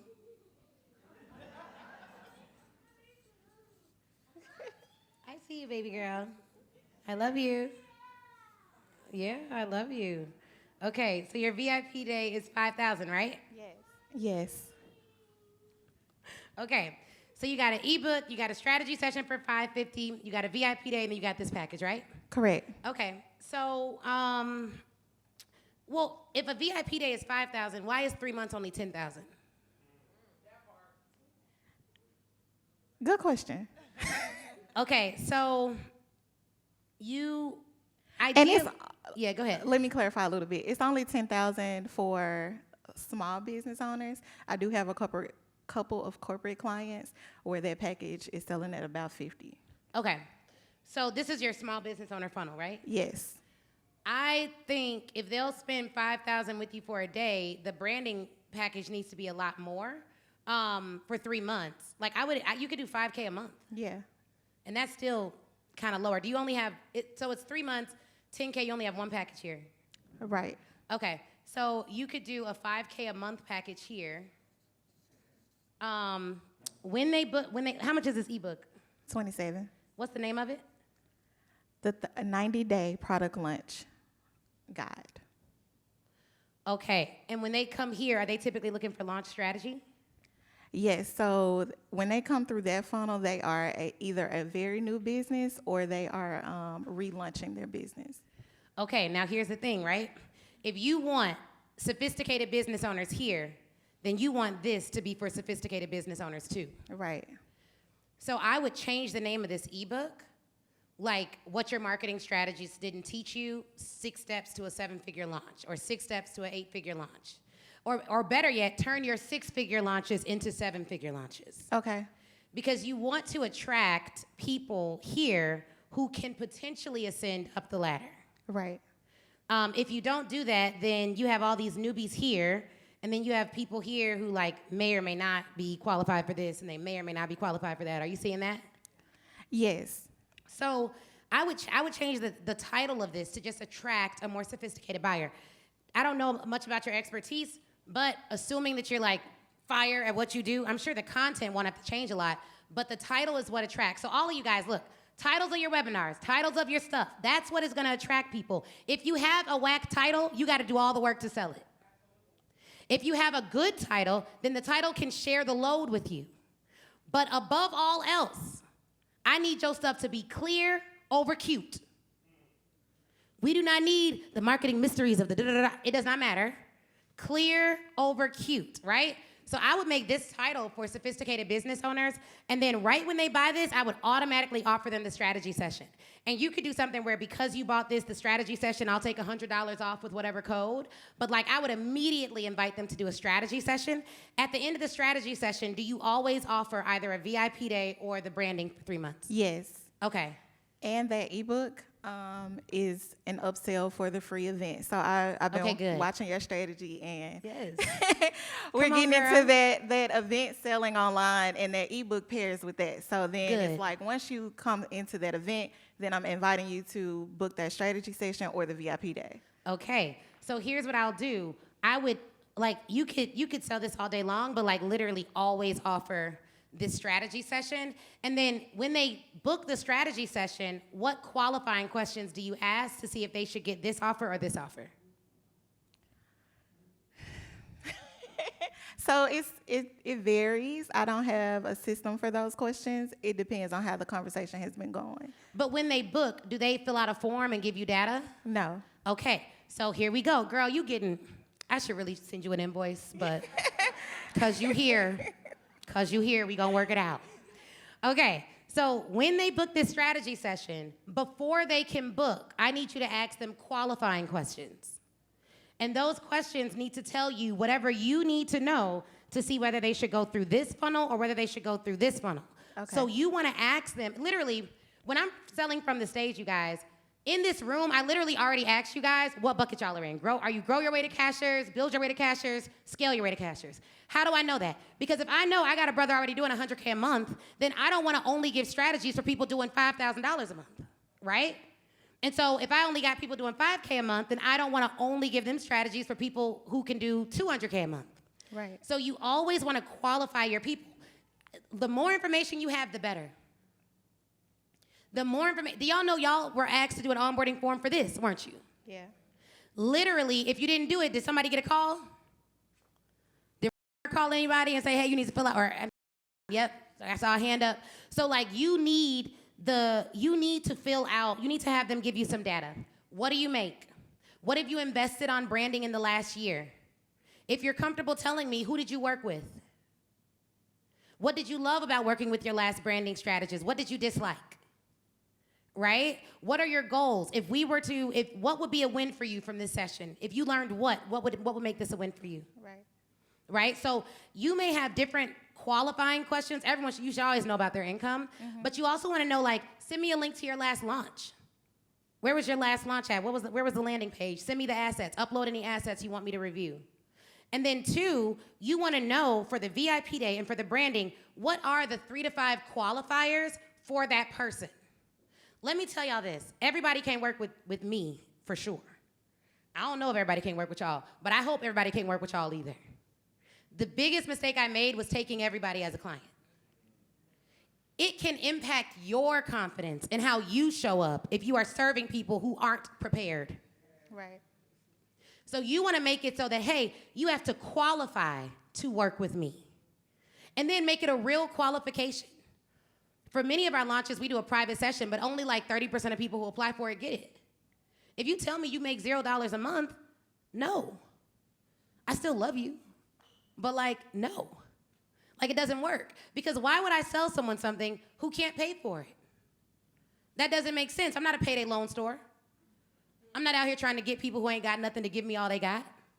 That's usurious.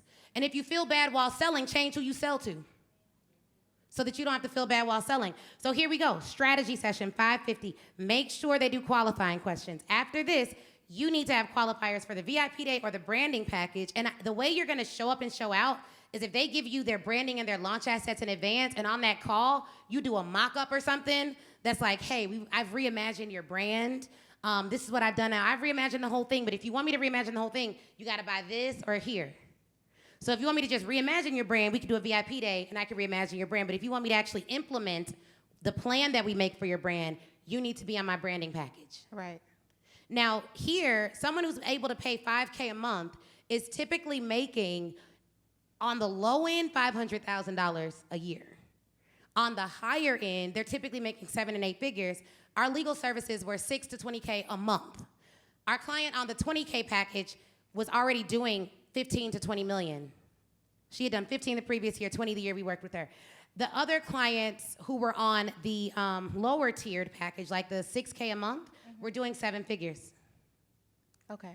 So just to give you an idea of where we saw that go. Right. Talking to people doing hundreds of thousands, sometimes they do the 5K a month, but they would never stay longer than 3 months. Yeah.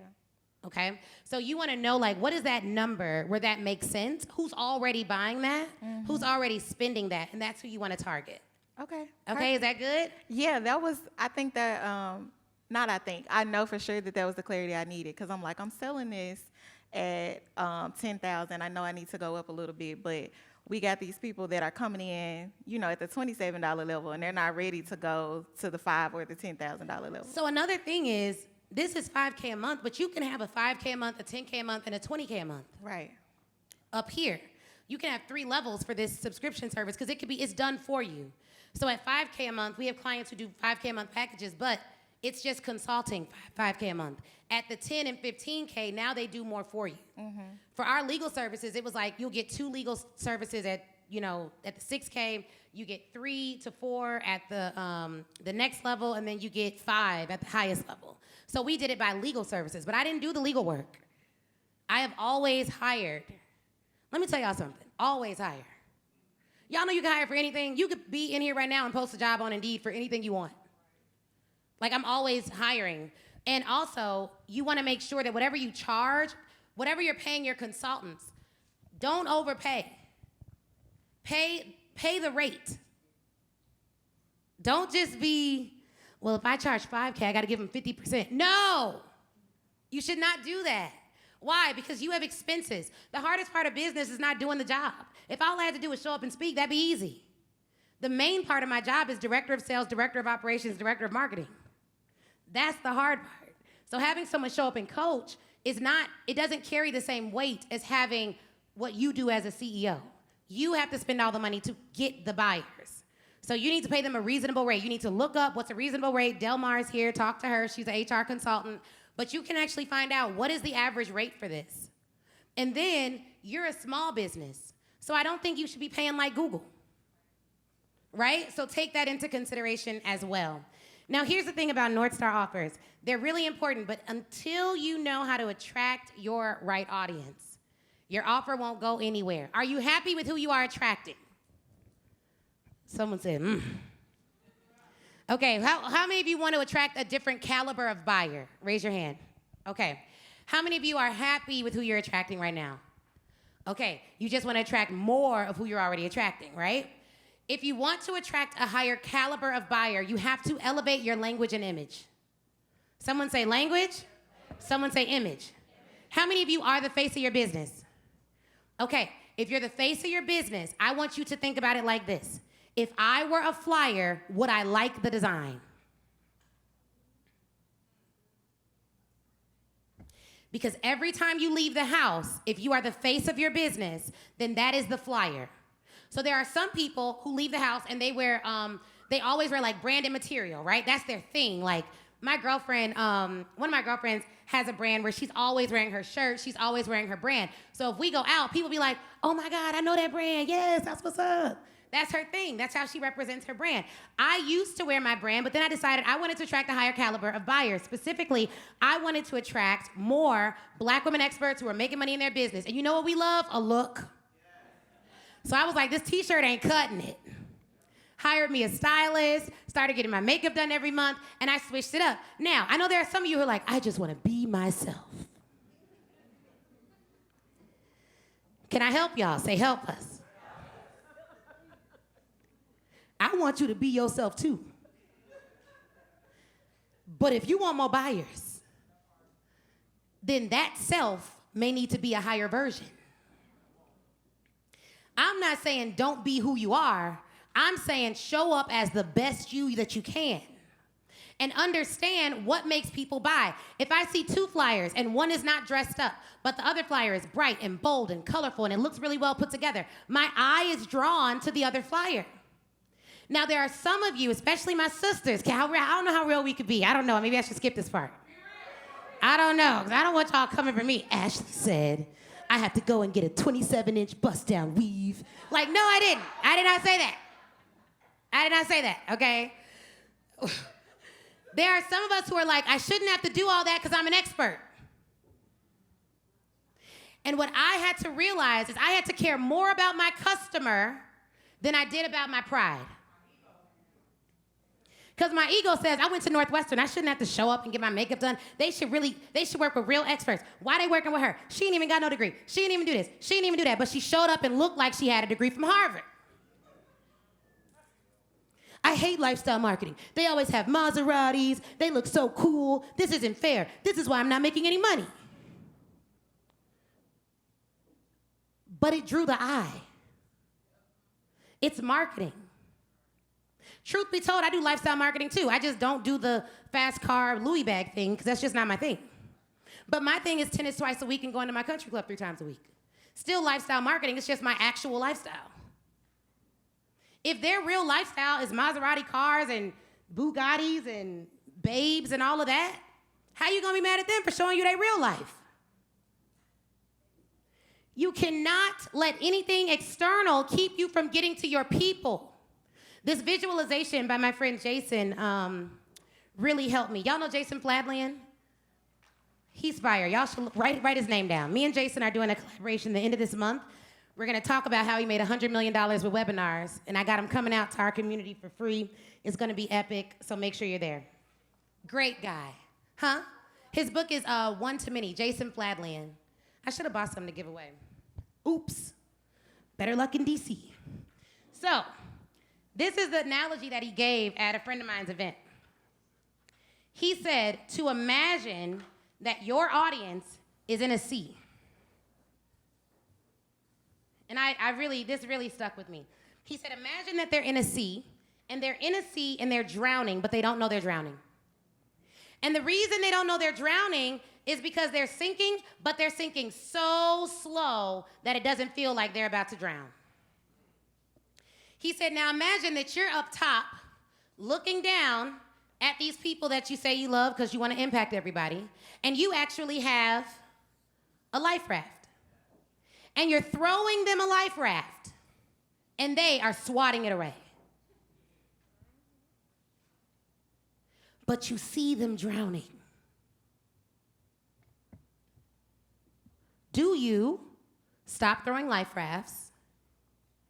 Or do you figure out a more persuasive way to give it to them? You change your approach.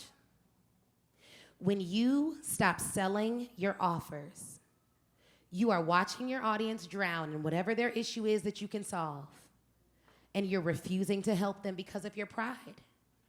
And for most of us, it's because our feelings are hurt that they told us no. But do you really blame someone if they're in dire straits and can't even see it? How many of y'all got family like that? You be like, if you just put that chicken down, you will not have that issue. They're like, it's gonna be okay. Where you at? Oh, Pookie in the hospital again. Do you just give up on them? No. You be like, I'm gonna make some vegan chicken that tastes just like the fried chicken. He ain't gonna know the difference. Find a more persuasive way to help them. For you, the issue is easy. That's why you're not in the water. But for them, they don't see it as a problem. There are some people in here right now that your business will shut down if you don't fix your sales. But you're still apathetic.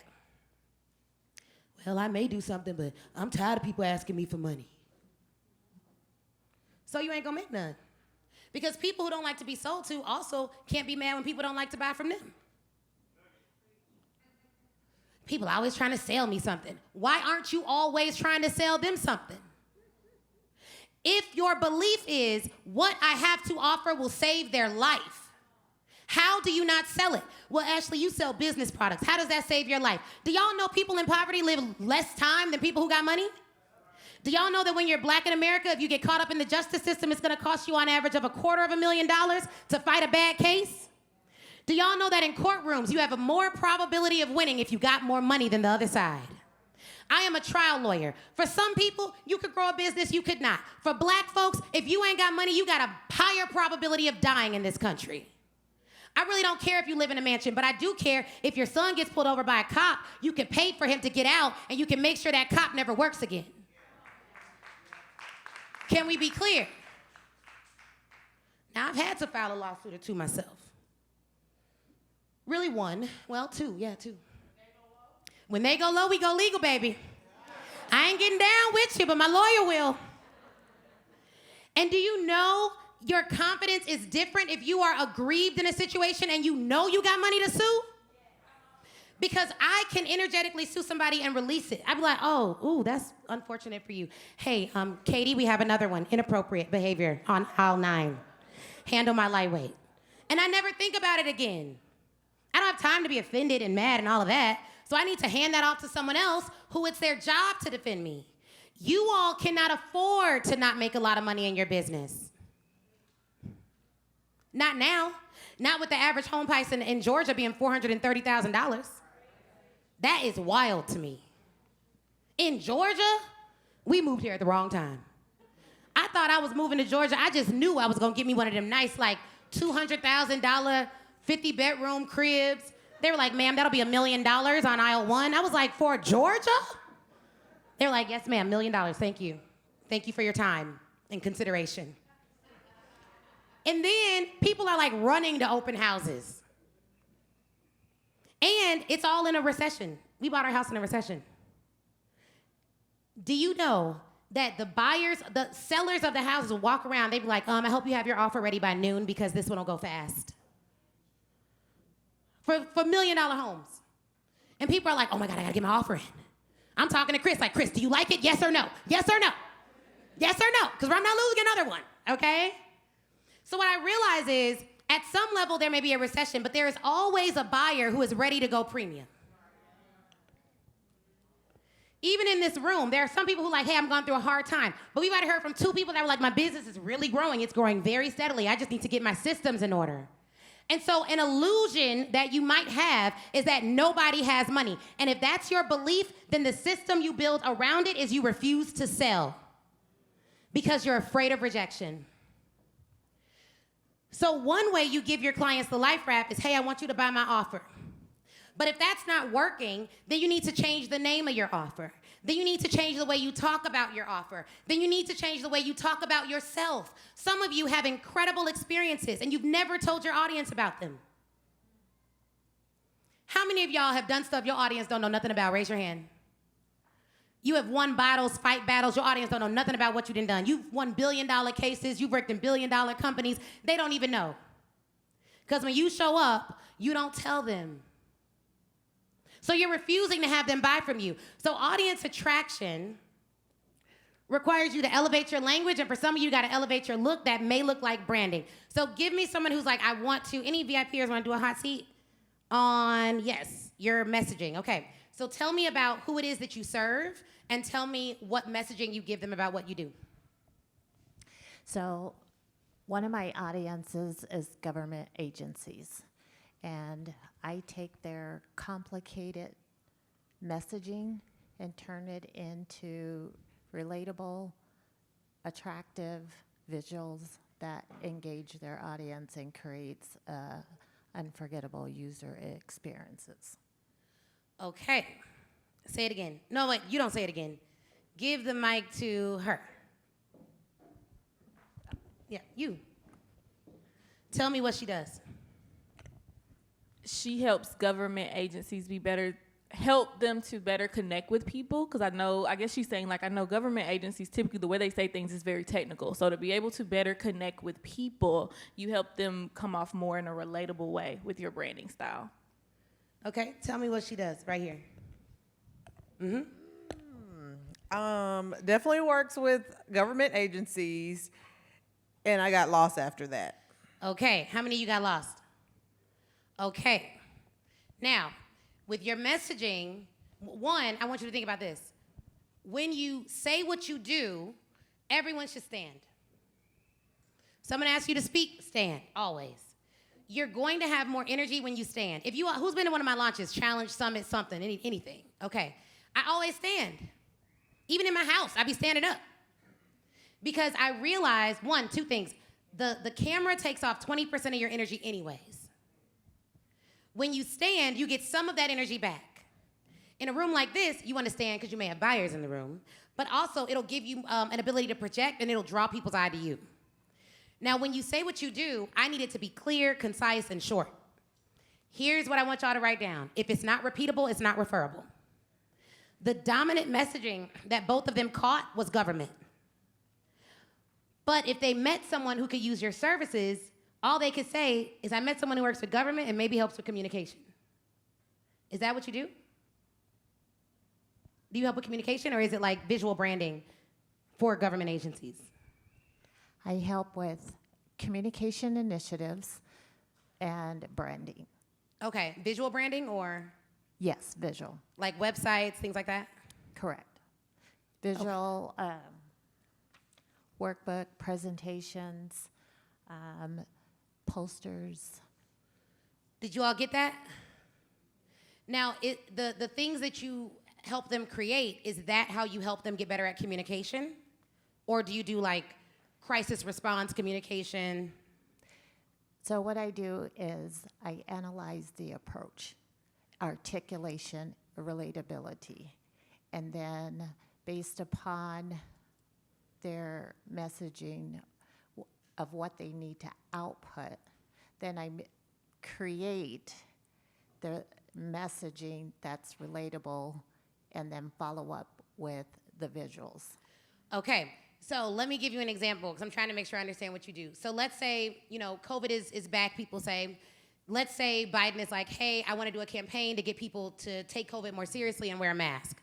Would you help them with the messaging of that campaign and also all the visual branding that goes along with it? Yeah, so I analyze the campaign, and I have a system that breaks down the campaign that says this, you're missing it in this mark. So whether it's titling. Okay. So the example that I gave, you would help with that. Like you could do that contract. Yes. Okay, so it's communication from an agency to the general public, right? Yes. Okay, all right, now we're getting somewhere. Y'all got it? Okay, you need a way to say that simply and clearly. I'm sorry. I help governments communicate with, what do we call ourselves? Constituents, the general public. The general public. I help the government communicate with the general public through their messaging and all the visuals affiliated with their campaigns. And then after we have a sentence that kind of clearly defines what you do, what we would do if we were working together one-to-one is we'd write out that sentence and then we'd iterate on it. Because that sentence isn't it. That sentence is just what you do in a sentence. Now we need to figure out what is the most clear, catchy, concise way to say that so that she could repeat it, he could repeat it, Kendra could repeat it, Dr. Maya could repeat it, Eno could repeat it, everybody could repeat it, right? Because we want it to be referable to the general public. There are some of you, people would buy for you, but they don't know what you do.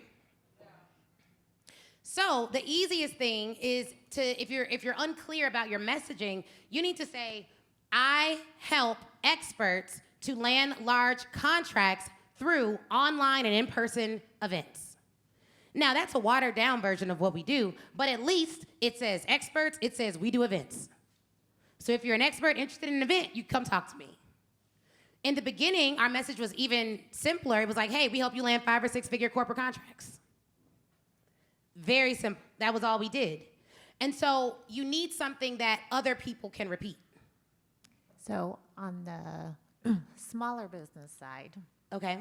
I say I help bring brand clarity so you can open up new doors of opportunity. I don't think it's clear enough. Not clear enough? Okay. Yeah. You can stand up, yeah. Yes, so I'm not gonna lie. Even though I help other businesses communicate, I have a hard time with objectivity on myself. That's okay. So Give it up for her, give it up for her, give it up for her. That's okay. A lot of people have that. But I'm very good at what I do. But I have a hard time articulating it to my ideal clients. How much time do you spend on it? I've been spending quite a bit of time on it. On your own articulation? Yes. Do you have a coach? No, I am looking. Actually, I want to buy your program. Yeah. So that I can, because I know that is the broken component for me. Here, give me a hug. It's okay. You're doing really good, okay? Like you're nervous. Are you nervous? A little bit? A little bit, yeah, it's okay. Okay, here's the thing, y'all. This is a safe space, right? How many of y'all would be in the same boat if I called on you right now? That's everybody. It's everybody. So here's the thing, like we are, sometimes we spend so much time on our clients, we don't spend that same amount of time on ourselves. One of the reasons why I don't have a coach, I got coaches. Coach John is one of the people I've worked with. Like, I have coaches.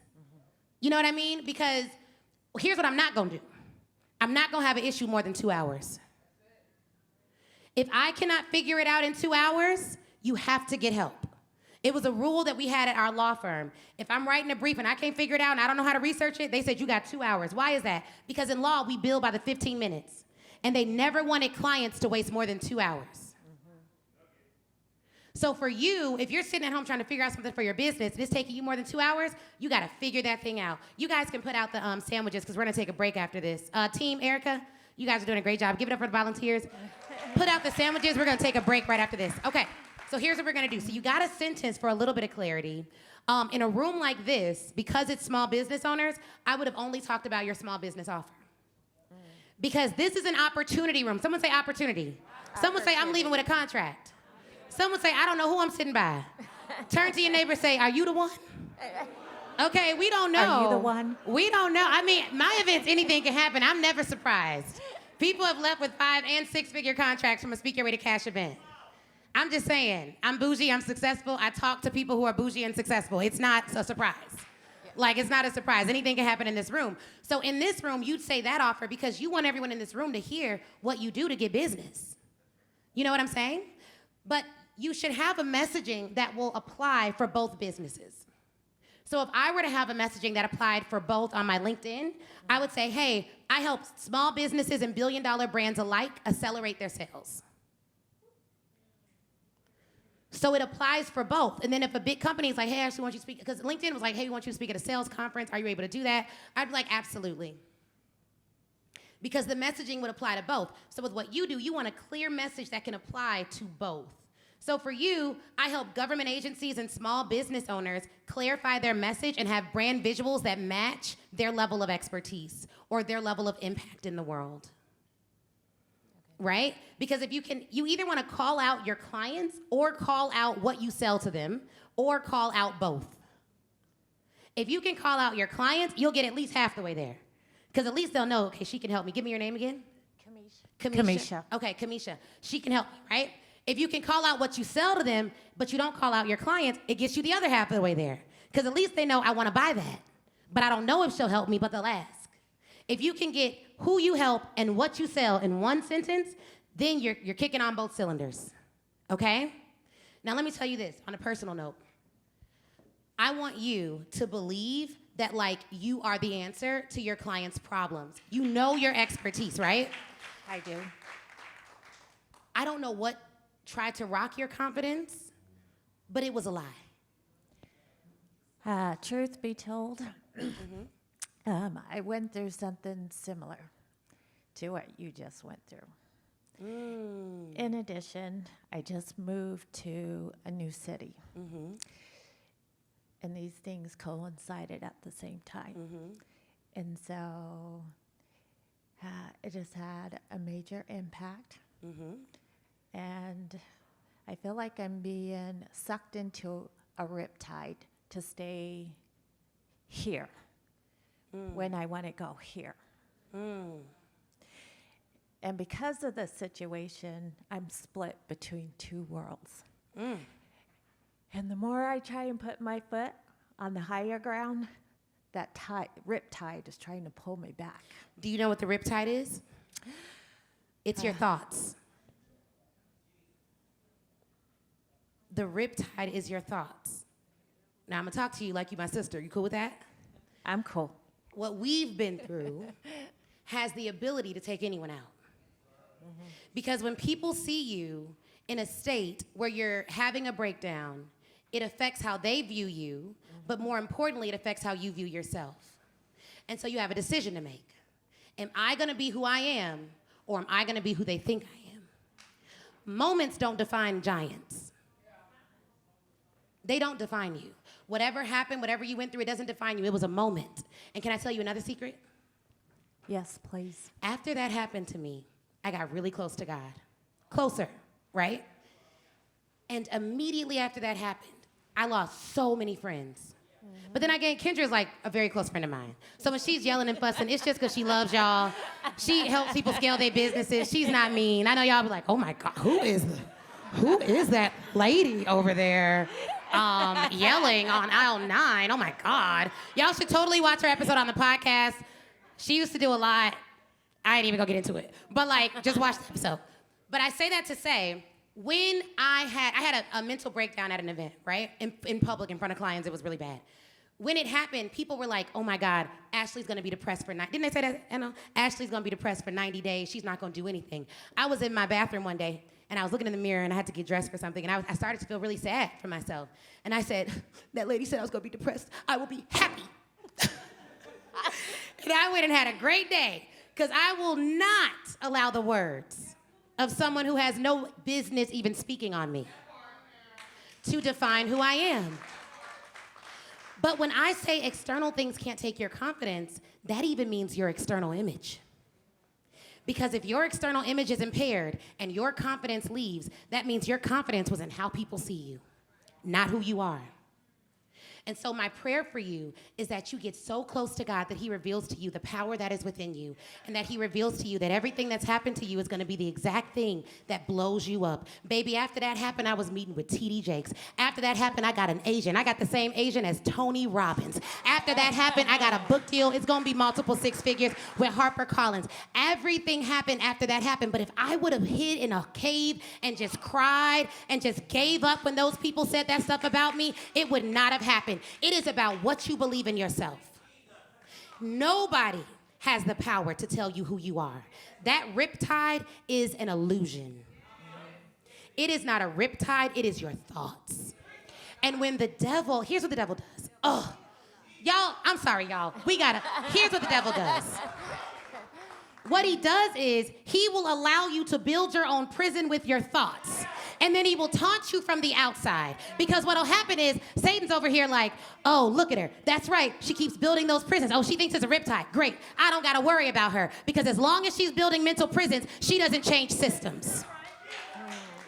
And so how easy would it be if I had an enemy and I could get the enemy to fight themselves? And so it angers me when we go through things that rob us of our confidence. Because if your confidence was in your spirit, they couldn't touch it. They could make you think they got it. You could get rocked a little bit, but they can't touch you. Everything you've gone through will bless you if you believe it. Everything you've gone through will elevate you if you believe it. Everything you've got. Do you even know how prophetic it is that you went through that? I went through that, and I just talked about it on YouTube. I had my first manic episode in like 2018, 2019. I don't even know. And the reason I don't know is not that I was hiding it. People like, oh my God, she should have told us, da-da-da. First off, my business, not your business. You know what I mean? Right. And I don't owe people transparency. I told it because God told me to tell it. I don't just share stuff for likes and clicks, right? But think about how miraculous it is that I go through that and then do a whole YouTube video about it, talk freely about it so that you could watch it, and then you could see, dang, she went through all of that and she's still making millions of dollars. She went through all of that and she's still showing up. And do you know that even though I went through a period where I was like, dang, God, do you want me to do this? I was still showing up. Even while I was going through what I was going through, I was still making posts because I don't know what God is gonna have me to do next, but I know that whatever it is, I'm gonna have to show up. Yeah, because And leaders show up when it's hard. Because the responsibility of a leader is to be able to go through hell without stopping in it and lead their teams around the fire, even if they get burned. And the leader is the person who goes through hell and doesn't stop in it. And even though they're getting burned, they're still going through it. And you're looking back and you're saying, no, sis, go left. Go right. Yeah, I'm hot, but I'm fine. Because that's what leaders do. And the only reason you would even go through that is because God is trying to see, can she handle the calling on her life? Will she quit when it's hard? People have family members that passed away. Will they keep working even while they're grieving? Everybody ain't called, but if you are, you gotta do it. You see what I'm saying? I see. I hear you. Girl, you gonna get me preaching in here. I just wanna say, I'm gonna pray for you real quick, okay? Okay. Come on. Lord, Father God, we come on behalf of our sister, God. We know that you love her, you love us. God, we even thank you for her boldness to even say what she was going through. We even thank you for the clarity that you gave her, God. We thank you because, God, she's able to stand up. God, everything she went through, you organically designed it, God. God, you knew it would not take her out even if she didn't, God. God, and so even like Job, when he was going through all those things, God, he did not curse you, God. God, and so we know that, yes, we go through things, but we know who you are even when we don't know who we are. And so we praise you for bringing her through, bringing her in an environment where miracles happen, bringing her in an environment where healing happens, bringing her in an environment where love is abundant, and bringing her in an environment where success is her portion. And so, God, right now, in the name of Jesus, we pray that you would heal her heart, surround her with the resources she needs, and give her everything that she needs to grow this business and live a fulfilling, peace-filled life. Amen. Amen, sister. You got this. Okay. Atlanta is special. So we got some snacks for y'all.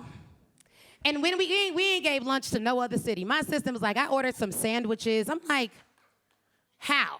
I didn't even know this happened. I was like, where are these sandwiches from? So I don't know how many we have. First come, first serve, I guess, because I didn't even know they were here. But we're going to leave you guys to get a few sandwiches in the back, some water, some chips, whatever we have. And in 15 minutes, we're going to come back. And what we're going to talk about is your cash infusion strategy. Is that all right? Y'all good? Y'all got notes? All right. We got 15 minutes on the clock. I'm setting my timer now. So one of the things, y'all, I tried to give y'all a worksheet, and I guess this is what it turned into. So on page 7 of your workbooks, we're going to talk about cash infusion strategies. If you need a cash infusion, say cash. If you need it now, say now. Here's the thing. Before we get into this, your business should not be built on cash infusion strategies. Your business should be built on a systemic sales process. But every now and then, every business needs an influx of cash. And if you need one, I want to help you to get that today. Now, we're going to go over something that you can do in about 10 days. Someone say 10 days? But first, you need to set a specific revenue goal. So what would you all like to make over the next 10 days? $10,000? $25,000? Anyone else? $80,000. Now, when I say set a specific sales goal, here's what we got to know. I did this with my clients yesterday. If you say you want to make $80,000 and you need to sell 5,000 offers to make $80,000, and you tell me that you have 5,000 people on your email list, you are not going to make $80,000. So,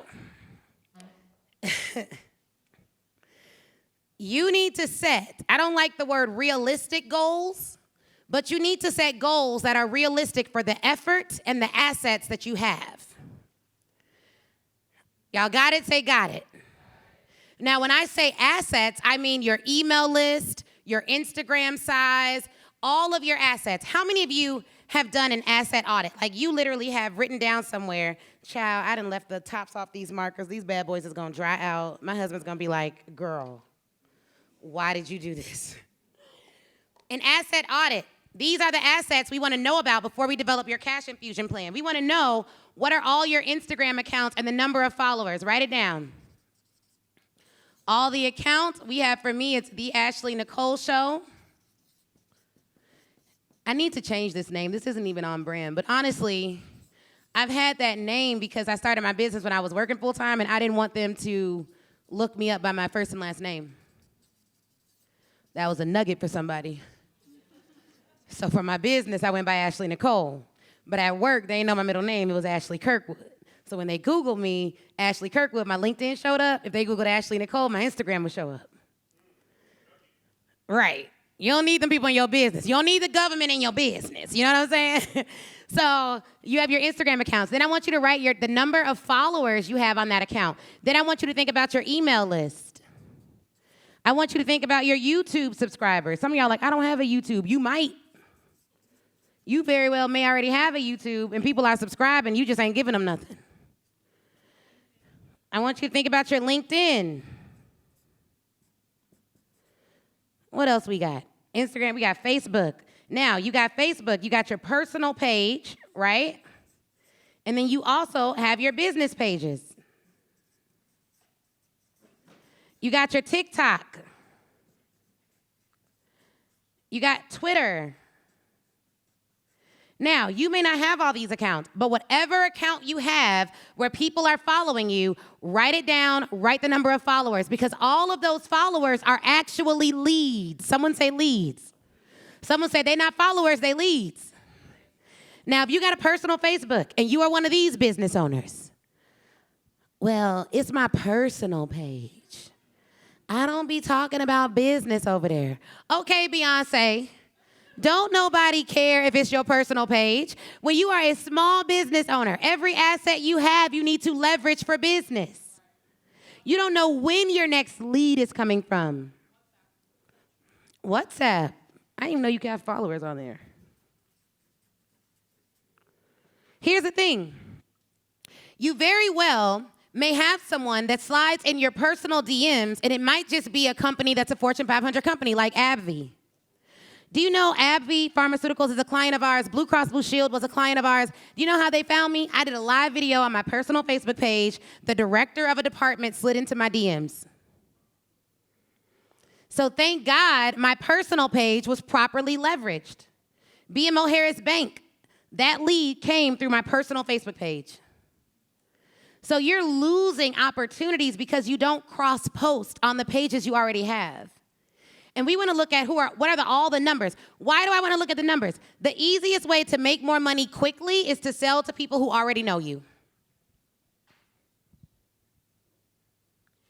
Now, the warmest audience is people who've already paid you.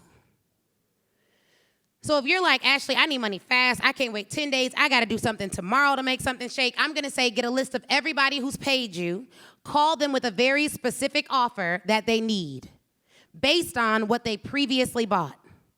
For some of you, that is your cash infusion plan. I'm gonna call all of my clients based on, okay, this client just bought, hey Val, my client just bought this from me. They bought this training for productivity. And you call them, you're like, oh, that's great. I saw you bought a training for productivity last year. I just want you to know we just released a new empathy training that pairs so greatly with that. I'd love to get on the calendar of you or someone in your company to sell you that program if you think it would be beneficial. We could do an audit. I love the word audit. It sounds official. All it means is I'm going to inspect what you got going on for the purpose of identifying how I can help you. An audit can be very simple. It could be like this. How many of you sent at least 5 marketing emails out last week? Raise your hand. How many of you all sent 1 marketing email out last week? Raise your hand. How many of you did at least 2 live videos last week? Raise your hand. How many of you pitched a Fortune 500 company last week? At least 10. Excellent. Excellent. Not a lot of people. So what that tells me is you all aren't pitching enough, and you're not pitching consistently. Now, y'all ready to be honest? Say honest. How many of you get a large client, $10,000, $15,000, and you take your foot off the gas because you feel like you made it? I remember, can't say amen, say ouch. My dad's a pastor. He used to always say that. Can't say amen, say ouch. I'm like, okay. here's the thing. I vividly remember landing a $20,000 a month client and then being like, all right, babe, let's go to Jamaica. He was like, what? I'm like, I'm booking flights, feeling real large. And what I didn't realize is you never eat from the fruit you plant today. So everything you're doing this year is setting you up for the next 2 years to have success. So based on what you're doing right now, I can tell you how your 2026 is going to be. What you have right now is not because of what you're doing right now. What you have right now is based on what you did over the last 2 to 10 years. You want me to prove it? Say prove it. So I told y'all I got an agent, me and Tony Robbins. And she said, hey, what's your email list like? I was like, 56,000 emails. She said, okay, that's really good. She said, that's incredible. I've been looking at your posts. You have over 3,000 posts. You have over 12,000 people in your group. How many of y'all know I did not get 56,000 people on my email this year? That was over the last 10 years. 7 years, I think we started our email list. This is year 7 in business. And so if that's the case, what you do today ain't even about today.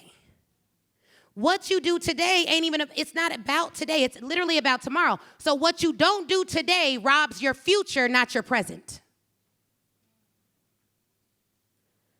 But everybody talking about generational wealth, right? You know how long a generation is? 47 years. Do you realize that my dad set us up for a lot of success? Because he worked really hard, but his dad was an alcoholic. My mom taught me a lot about confidence. My mom used to take me when I was a little kid. She'd be like, come up here, I want to teach you something about jealousy. You see that friend right there? That girl don't like you. I'm like, but Mom, she invited me to her party. I thought she liked me. She was like, no. That girl wishes that she had what you have. What she's trying to do is befriend you so she can trick you into doing the foolishness that she does on the weekends. I was like, but why would she do that? I thought she was my friend. She was like, Ashley, people will hate you because of your light. Never let them dim it. It's interesting because I didn't even remember the lesson my mom taught me 20 years ago until recently when people were trying to dim my light. And I remembered all those lessons my parents taught me. But if they wouldn't have deposited in me until I was a kid, since I was a child, how would I look today? And so how many of y'all got kids? Raise your hand. Your kids don't do what you say. They do what you live. I have great women friendships. My mom has great female friendships. My mom loves women. I love women. My mom's very classy, very fly. I'm very classy, very fly. But if my mom taught me class, but she wasn't classy, I would have emulated who she was, not what she said. Unless there was an intervention where I met someone that gave me something else to emulate. What does this have to do with your sales and your cash infusion strategies? If you teach sales, but you don't sell nobody nothing, no one's gonna believe you. If you teach branding and you don't brand, no one's gonna believe you. If you tell your clients, hey, show up, you can do anything, be confident, but you don't do everything in your power to show up, you could do anything, you could be confident, they won't believe you. And if they do believe you, they'll believe you a little bit. And people who believe a little bit will pay a little bit for your belief. And so for some of you, it's not a matter of how do I get people to buy from me? They're already buying. You want them to believe more from you so they can buy at a higher level. Or you want them to buy more from you based on your belief. So when it comes to cash infusion strategies, everyone feels good when they say, I want to make $100,000. It releases endorphins in us. That's why vision board parties are all over the world. They be like, come make this vision board. You shouldn't, I don't want to say shouldn't, but one thing, I'm glad that every year the vision gets bigger and different. But what brings the vision board to pass isn't that I copy and paste some photos on a board. What brings it to pass is that I can see it well enough for it to seep into my spirit and I believe it, and so I take action. Somebody say action. Somebody say, I'm gonna pitch more. Now, how many of you are sending DMs to people on your Instagram account right now? Yes. Okay, Bruce, how many a day you sending?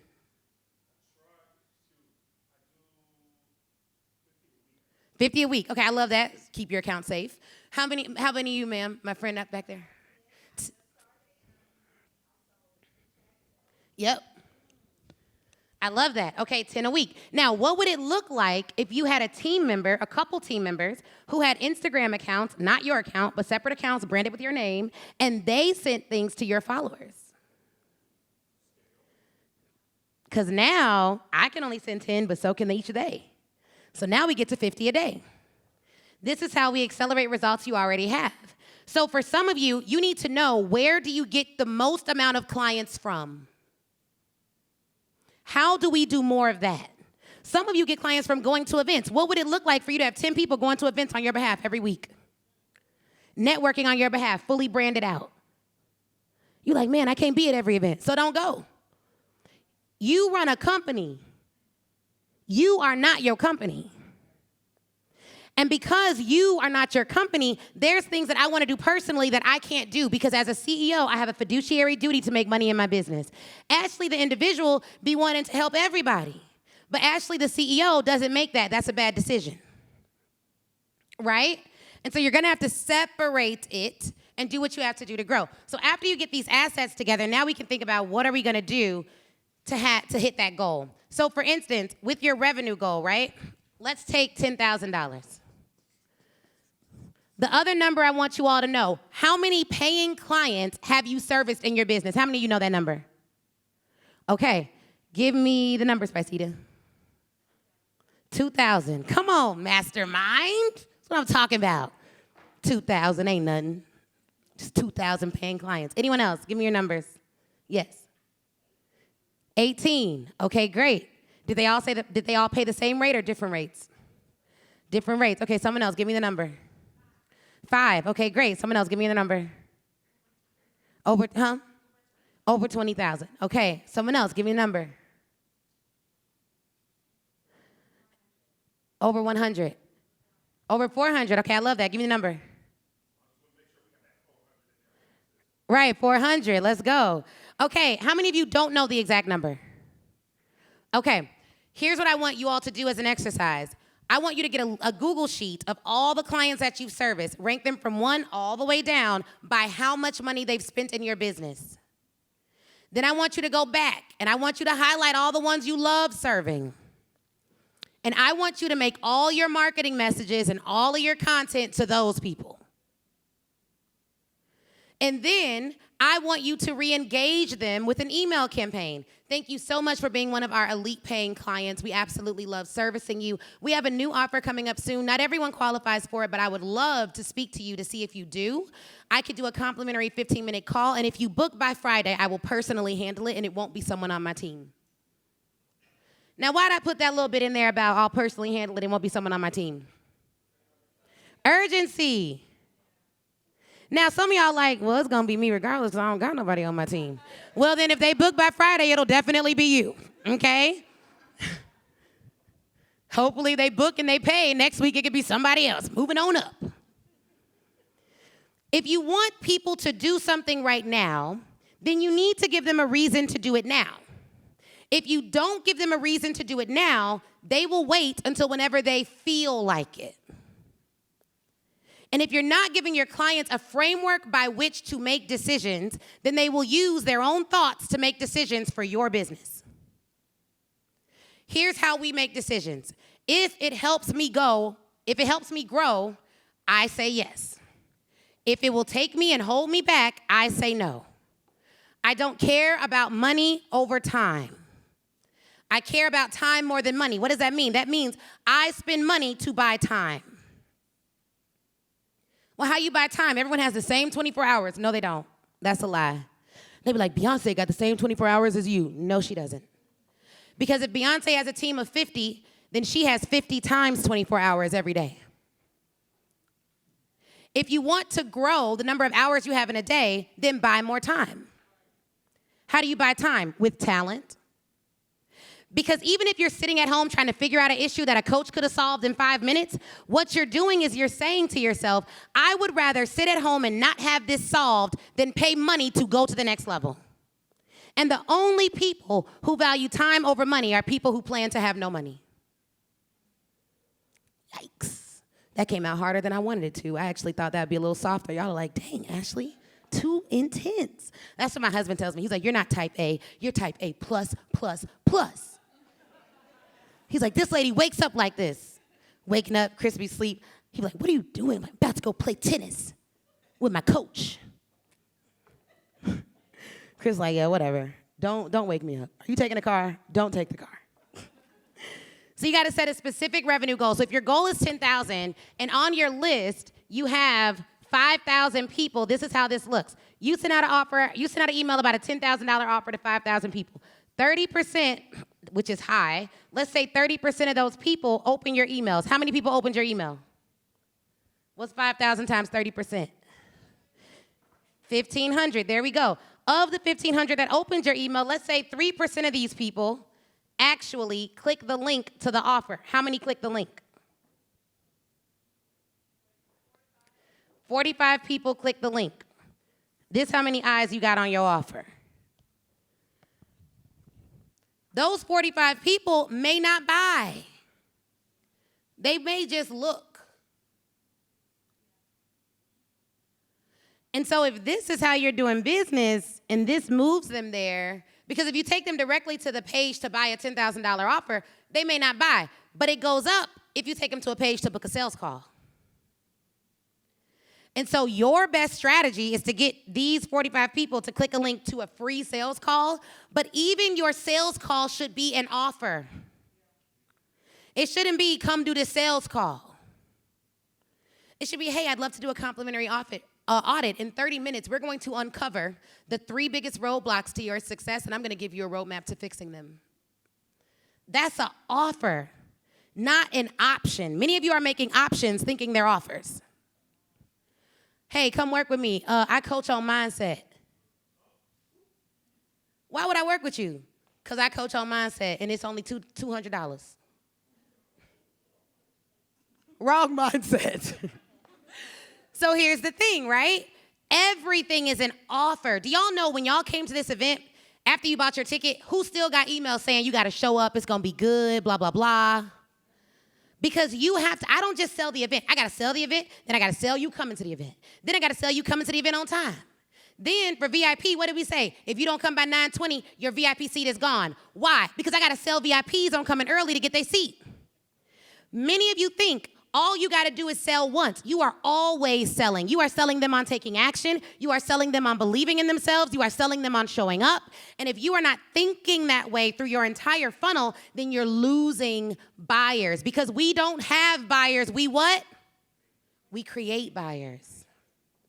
One of these 45 people may not have even thought about working with you that day or doing a call. But because your copy was so enticing, so persuasive, now they're like, you know what, I need to go ahead and get this girl. I at least need to do the call. The call is free, but nothing's ever free. Somebody say nothing's free.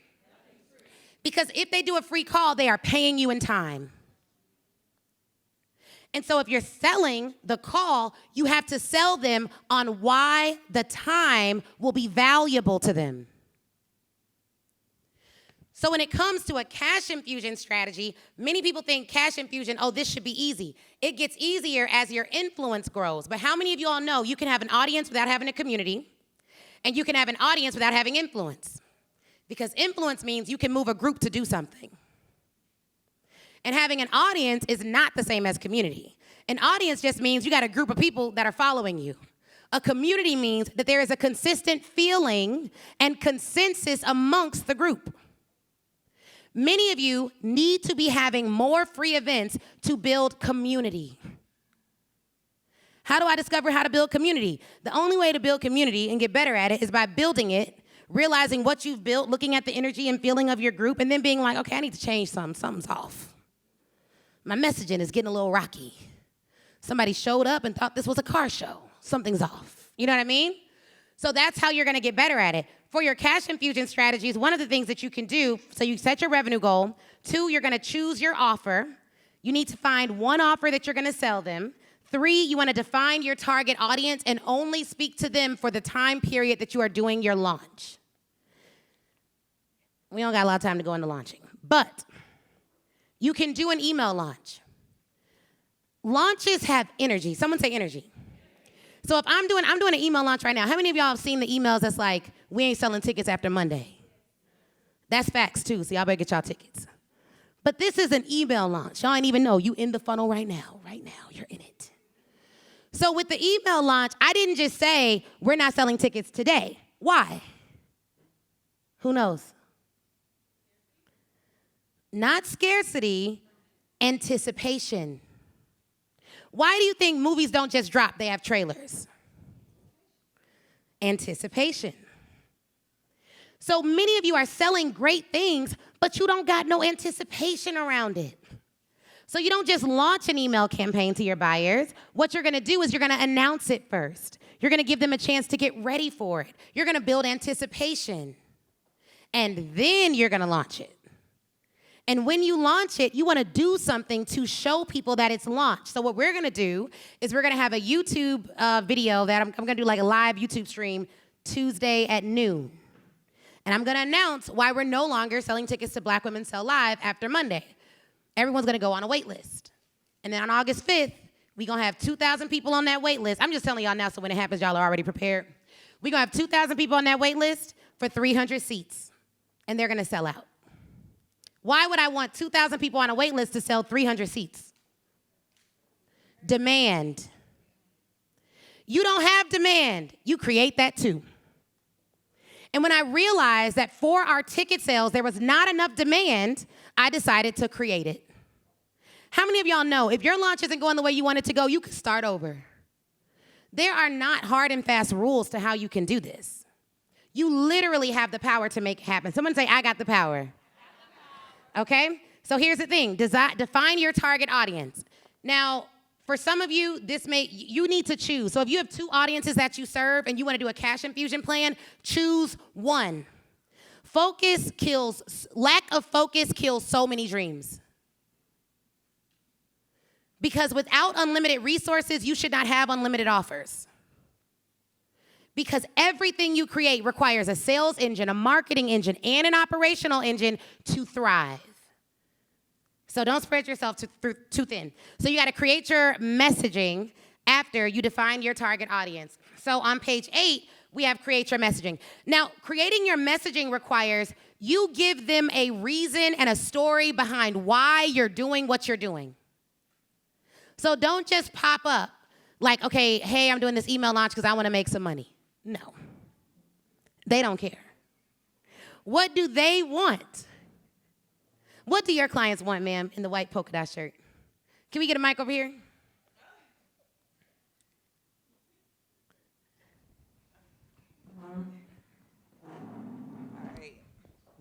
Hi, everyone. I'm Kenyana. So I am actually in the beginning stages of building out my business with my business partner.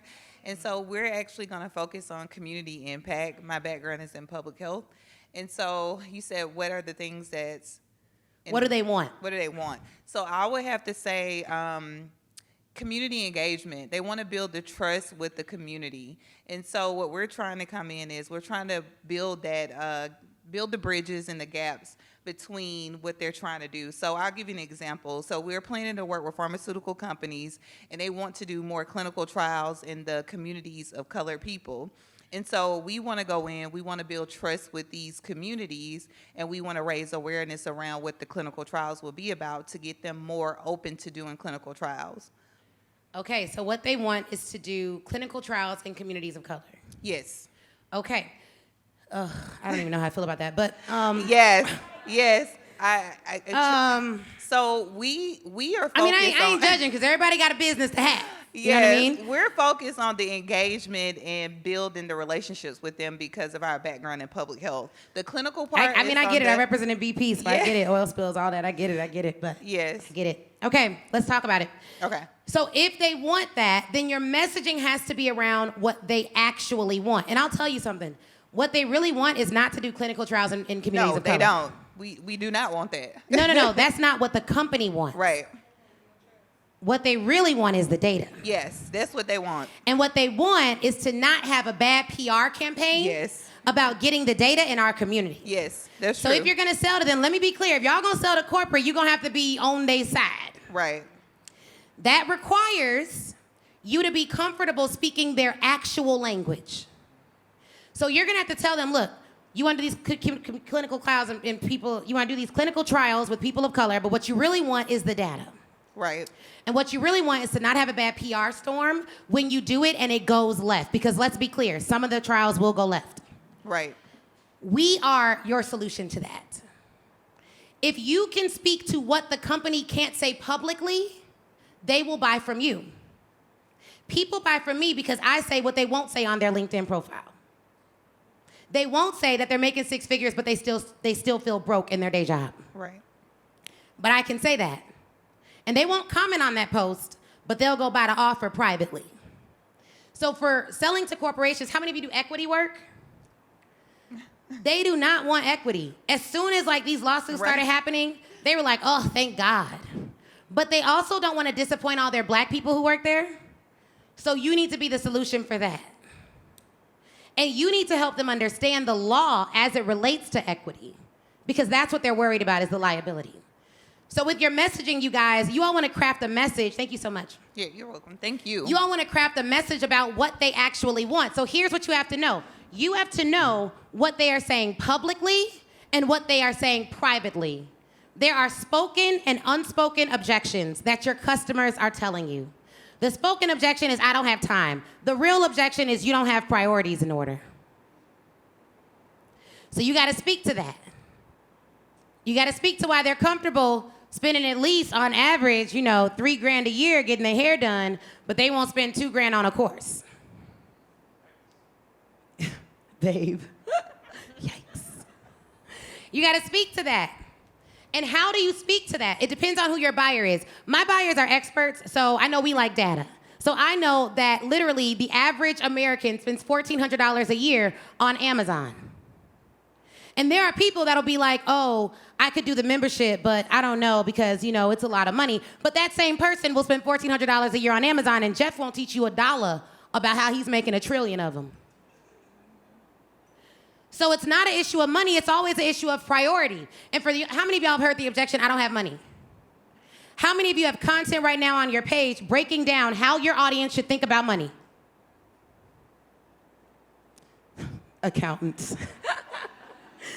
So if you don't have that, and that's their biggest objection, you are leaving them to their own devices to decide how to think about money. You gotta teach them how to think. And all of this is a part of your messaging. You also could think about a theme. Are you gonna have a theme for your email campaign? Then you wanna plan your communication channels. This means you wanna write down, what are all the channels upon which I am going to communicate about this offer over the next 10 days? And then after you do all your planning and you write everything down, then you're gonna have to launch. Now, you could do any number of things for a cash infusion strategy. For those of you with email lists, you could do an email list. What about for those of you without an email list? Anyone in that bucket? Okay, some of my grow your way to cashers are in that bucket. I get it. What you're gonna have to do is you're gonna have to find out who has a list with your buyers on it. You're gonna have to do influencer marketing or ads, but you gotta spend some money to get those leads. You all like, have you ever seen like a new tech app or anything launch? Like you're like, okay, where'd that app come from? What they spend a lot of time doing is figuring out how are they going to get people on the platform. And what we don't spend a lot of time doing as business owners is figuring out initially, how am I going to get people on my platform? What's your platform? Your email list, your Instagram, on your platform. But every company in Silicon Valley knows, if I don't have anyone on my platform, I'm gonna launch to crickets. So what you have to figure out is who already has a platform and how much will it cost for me to get people on mine. Now, I pay for ads. If I could not afford ads, I would just go to people who have an email list and say, hey, brother, you have a good email list. Can I give you $1,500 to send out one email? Yeah, he said yes. Yes, you can. That's what I would do all day long. Because in the beginning, what did we do? We did Facebook community tours. So I would go speak in other Facebook communities, talk about my own Facebook community and my expertise to build audience. Have you ever seen anyone do construction on the side of the road? You ever seen like how much work those guys are putting in? When you agree to build a business, that's what you're signing up for. You're literally agreeing, I'm gonna lay the foundation. What's the foundation? Well, it depends on your business, but for us, it's an email list, it's having a community, it's having an audience, and it does not happen overnight despite what your most recent ad told you. So you gotta build that list. Now, if you wanna do it quick, you gotta buy those clients. Straight up pay for them, easiest way to do it. If you can't buy them, but you have like 400 or 500 people who follow you on Instagram, then you're gonna need to have a very aggressive organic posting schedule. You're gonna have to post 3 to 5 times a day. Go live 1 to 2 times a day, once in the morning, once at night. If you don't have the money to just buy clients, buy customers, buy leads, then you're gonna have to spend the time building that list. Another thing, for those of you in corporate, you can literally just buy lists. Like you can just go to Fiverr, hire someone on Fiverr, Fiverr, say, hey, I want a list of all the top Fortune 500 companies and do an email campaign to those people. Follow all the Can Spam Act rules, but you can do that. We talk a lot about that in the Pitch Your Way to Cash membership. So that's something that you can do. Okay, let's do a hot seat for a cash infusion strategy real quick. Who's ready? Oh, I know, I gotta ask VIPs first because they bought VIP. Any VIPs wanna do it? Okay, she wants to do it. Kendra. Okay, Kendra, let's do yours first, and then we'll do this. Come on up here quickly. Y'all good? Okay, y'all cool with us going a little bit longer? Y'all gonna stay till the end? Stay till the end? Something good always happens. Okay. You can sit, stand, sit, whichever you feel most. Look so fly. She's a stylist, okay? Image consultant. So one of the things that I'll say is, what's the offer? Let's go through the process. I'm gonna use this. One, what's your revenue goal for your infusion strategy? Let's go with. We can stick with the 10. Okay, awesome. Perfect. And then what is the offer? The offer is, so this is going to old clients, and this is going to be to upgrade them to my new platform. Okay, how much is it? What's the name of the offer? Oh, I literally just thought about it. Okay. So I haven't come up with a name. It'll probably be, oh gosh. I didn't even think about a name. What is the offer? What are you giving them? Okay, so it is a digital offer, so all of my clients will now move their closets to online, so they will have an update for a wardrobe closet that's virtual, and for the season, so for the fall season. And will you put more stuff in it? Yes, there will be an opportunity to also do, purchase. So they can do, I do personal shopping, so there'll be a link to some items that I think they need to update, and then also things that are already in their closet will all go to the virtual wardrobe. What's the benefit for them? That they then have the opportunity to see everything that they have in their closet. So before, I'd go to people's homes, we'd go through, clean everything out. Most people, after that, will buy more stuff, put stuff away, and never know what's there. The digital wardrobe allows them to have that all in front of them, and then I create looks that they then have access to. So there's a full lookbook, and then there's the opportunity to update with things for the season. So like you'll take everything in their closet and actually make them outfits and everything. Okay, good. So they'll never have to think about what to wear again.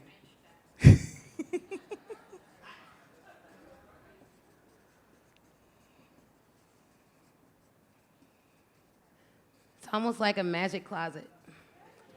Clueless. How about that? Right. I love that. So the benefit statement for them is like, hey, I want to help busy CEOs and executives never have to think about what to wear again. Correct. This closet allows me to be your stylist from anywhere in the world. Correct. And it allows you to get real-time feedback on what to wear on a day-to-day basis. Correct. I like that. Okay, good. And how much is it? So that's what I was trying to figure out. Do I do this in levels? So that if it's just their wardrobe and I've already done all of this for them and redoing it now in digital, it'd be somewhere between $1,500 to $2,000. Okay. One time? One time. Okay. And they get to keep it forever? Yes. Okay, awesome. So you got to sell the lifetime access. Now, this is for, mind you, this is for people who I've already worked with. They've already paid you. Yeah. Right. Okay, cool. So lifetime access to a digital closet, so you never have to think about what to wear again. And it also solidifies what I did for you for life. Correct. Okay. And then there's the upsell. This is getting sexier by the minute. Okay. All right. So give me. So you said 15 to 2,000, and what would the next level be? So then it's the lookbook would go with that. They'd have. In my head, I'm trying to think about numbers of how many outfits, so they can do levels of outfits. So if it's just, say, like 30 days worth of outfits versus redoing all of their outfits that we've talked about from the beginning. Does that make sense? Yeah. So they get all their outfits from the beginning here, right? The stuff you've already done. They get a couple of outfits, like a couple of looks, and then all of their pieces to the wardrobe. Will you give them all the outfits you designed for them in the past here? Yes. Okay, cool. So this solidifies what you've done for them for the lifetime, right? Correct. And then the second level, you could do, I think a 3,500 is a good progression. And then I think you should have like a $5,500 level at minimum. And that $5,500 would then be with the personal shopping for the fall season. The whole season? Because it's adding to their wardrobe, so it's adding to digitally. Yes, digitally. Okay, cool. So I would limit it by the number of looks. Okay. So here you get some more looks. I would just do two times. I would do like 4 looks. Then I would have another level even, like a diamond level that's like $15K where it's like, hey, I'll shop all 4 seasons and I'll give you a couple of formal engagements or something. Got you. Okay. Yeah, and have like a real like diamond package or something. Okay. And that one you could actually come back to their closet and add stuff that it wasn't in there before. Mm-hmm. So the diamond, what do you say, 15K?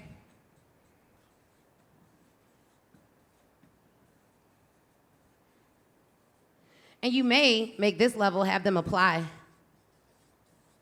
Got it. Since you typically don't just travel to people and all that other stuff. So like if I'm a travel, you should apply. You should let me know like your closet, square footage of your closet maybe, what you got in there, how many events you go to every week, that kind of thing. Okay, cool. So this is great. Now, I think you can rack up at this level because all of your past clients will just do this. This will be a good cash infusion. Mm-hmm. There's a couple of different ways you can sell it. Because you have a $15,000 level and all these things, you could offer them a style audit and sell it that way. Because if you sell it on a landing page, what'll happen is everyone will probably like just go right to this one. Yep. Versus knowing that there's like this diamond level. And when they book the style audit with you, it's just 30 minutes. You can ask qualifying questions to see if they qualify for it. And on the call, you show them these 3 on the sales call, right? Got it. And Kendra's in my mastermind. So I can review your script. But on the sales call, you present these 3, but then you say, by the way, you actually qualified for our diamond offer. Did you want to hear about that? Okay. Because you got to ask the right questions when they actually book the call. Right. And what you would sell in your emails is actually the style audit. Okay. So you'd be like, hey, I really want to do this for current clients. We have some new things launching, so I'm going to do a style audit with all my favorite clients. And I would even tell them, because this was true for me, even when I do past client launches, not all my clients get access. Only the ones I'd work with again. And that ain't everybody. You know what I'm saying? So I would definitely say, hey, I've selected some of my favorite clients to get this email, and make sure you send it via HubSpot or something that has high deliverability. Got you. Because then they'll actually open it and then have those follow-up triggers going and have an email campaign and a text message campaign. How many clients do you have?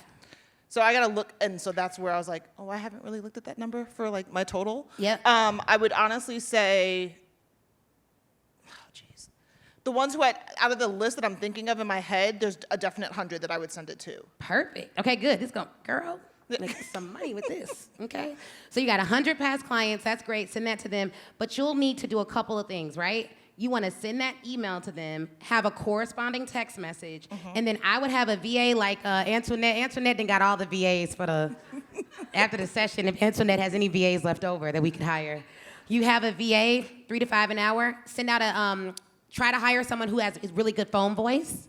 Okay. And then have them call all 100 clients. And all they have to say, hey, I'm calling on behalf of Miss Kendra. I want to make sure that you take advantage of booking the style audit because it ends on whatever date. Yep. Right? And then make sure you email your clients. When you send out your emails, you say, P.S., a member of our team may follow up to make sure that you get this booked, since this is exclusive just to our top 100 clients. Got it. That okay? I like. Yeah, this is going to be good. Any questions? I'm like, can I get a copy of like this part of the video? Yeah, for sure. We got you. We got you. Yeah, this is great. Give it up for Kendra. Thank you. Yeah, that's fire. I'm really excited about this. Okay, we'll do one more real quick. That style, that's really good, right? How many of y'all was like, I was sold to a digital closet? Like, I hired my stylist, and then after it was over, I had to have my team like PDF all the looks and hope that they last, because I didn't know if she'd take it down or not. She totally could have had an off-boarding call with me that was like, okay, we're no longer going to work together, but for $1,000, you can keep your lookbook for life. I would have totally paid that.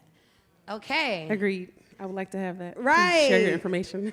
Okay, so give us your goal.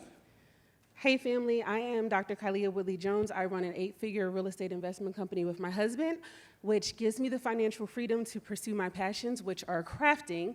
So I have a signature program from Craft to Cash where I help crafters scale to their first 6 figures and beyond. And my offer, I currently have 17 clients that are one-on-one clients at $3K each. Okay. And then I just launched a low ticket membership that is $197 a month. And for that launch, I did no emailing, I did nothing. I just popped up on social one day and was like, here, I have this, who wants it? And out of everyone I talked to, I disqualified one person because you don't want to work with everybody, but everybody else bought it. Love it. But I haven't launched again since. You haven't launched it again? I haven't launched Okay, so what's your goal number for your 10-day cash infusion strategy? So I really want to just transition to that one program. So I would like The membership? The membership. Okay. And my goal is to get 500 members into that membership. Okay. At 197. Okay, awesome. How many are on your email list? I have over 300,000 on my email list, but they're not all very active because many of them, they just have purchased something from me. Okay. Not necessarily problem aware that they want to buy this, but they've purchased a digital product or blanks or something. Have you run ads to the 300,000 to re-engage them on your email list? I have not. Okay, so what I would do with these people is I would have an ad, it's like black and white, and it says, check your email. And it would say in the ad, if you are seeing this, you are on my email list and I've emailed you. Check your email, check your draft, check your spam, because I have a message just for you. If you don't see the email, comment on this ad and I'll respond. Okay. So that way you can get these people re-engaged, because that's a great list. Okay, so boom. We got our offer, the membership. Our goal is to make, how much is that? 500 at 197? 100,000? That's Yeah, right? that would be about recurring monthly. Cool, 98.5. And you can spend money on ads? Yes. All right, let's go. All right, cool, 98.5. So you have this, your goal is 98,500, might as well call it 100,000.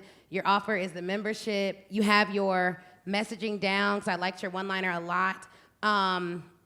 Outside of this, you could do, I would do an email, ad, and social media launch. So similar to how we launched the tour, I would do like a 10-day push, and then what you would sell in the 10 days is the 197 membership, but you would tell people after this 10 days, that membership price jumps to 247. Okay. But if you buy it at 197, you're locked in for life. The other thing, do you have addresses? Yes. Okay, I would send overnight mail to as many addresses as you have with a QR code on it where they can scan it and they get a video for you selling the membership. Oh, okay. And literally make it exclusive. Somebody say exclusive. The more exclusive, the better, baby, okay? Because everybody's selling everything just raggedy. You know what I mean? Like, if you could sell something and make it exclusive, make it an experience, make it fun to buy.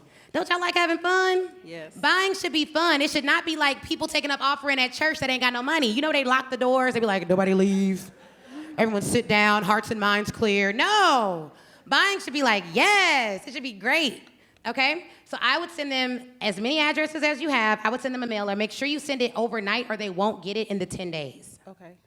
And I would take a part of whatever your ad budget is. So if this is your goal, then you could spend a quarter of this or more on advertising. And it doesn't mean all of it goes to Facebook ads.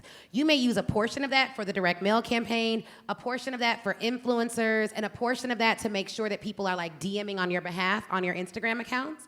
So you have your goal, you have your offer, you have your ad campaign, and then you have your messaging is already down packed, and then you need to execute it, and you just do a 10-day plan. I don't think you need to do a live launch or anything, but you could do a, like on the 10th day, you could do like a celebratory call, where it's like a party to celebrate new members, and then everyone who comes to that call by midnight, they can actually join the new members.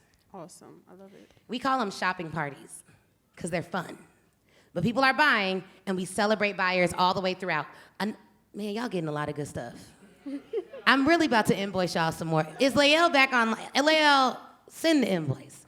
Here, Atlanta is special, and it's my new hometown.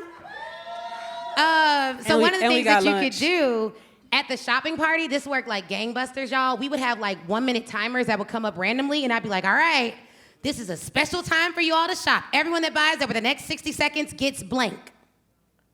So surprise bonuses that pop up for people who buy within that minute. And my team gives me real-time feedback like, oh, Sarah just got it. The game over. You know what I mean? So you could do things like that at the shopping party, but that could be on the 10th day. But for 10 days, you're going in. Live videos, posting, your mailers are going out. If you do everything that you're supposed to do with this audience size, you could end up having 1,000 people in your membership, if not 1,500. But for those 10 days, you gotta go in. And it's $100K recurring. Girl, that's worth going in for 10 days. It is. So I would 100% do that, and I would literally use ads, direct mail, influencers, and organic strategies for those 10 days. And every single time someone buys, so you can have 2 levels of urgency. One, of course, is the price. The other level of urgency is that you limit it to only the first 200 people. Right? Now, you want 500 in it, so after the first 200, it goes to 247. But you could even make it right after the next 200, it goes to 347. So you can play around with that. And launch, I don't know if you want to launch an annual or not. When we first launched, we didn't. But you could choose if you want to launch an annual. And some people will just do annual. Okay. Which will really help. This is good. Thank you. Are you ready? I'm ready. Come on, let's make 100K a month real quick. I What? like it. Okay, was that good? Who got something from that? Yes. Okay, how many of y'all were like, man, this is fire? If this is good, say good. Okay. Now, let me see where my little clicker is. I got so much stuff up here, child. Okay. All right, sales planning. A sales plan is a strategic document that outlines who a company will sell to, what they will sell. Somebody say what? How they will sell it. Someone say how. And what targets they aim to achieve.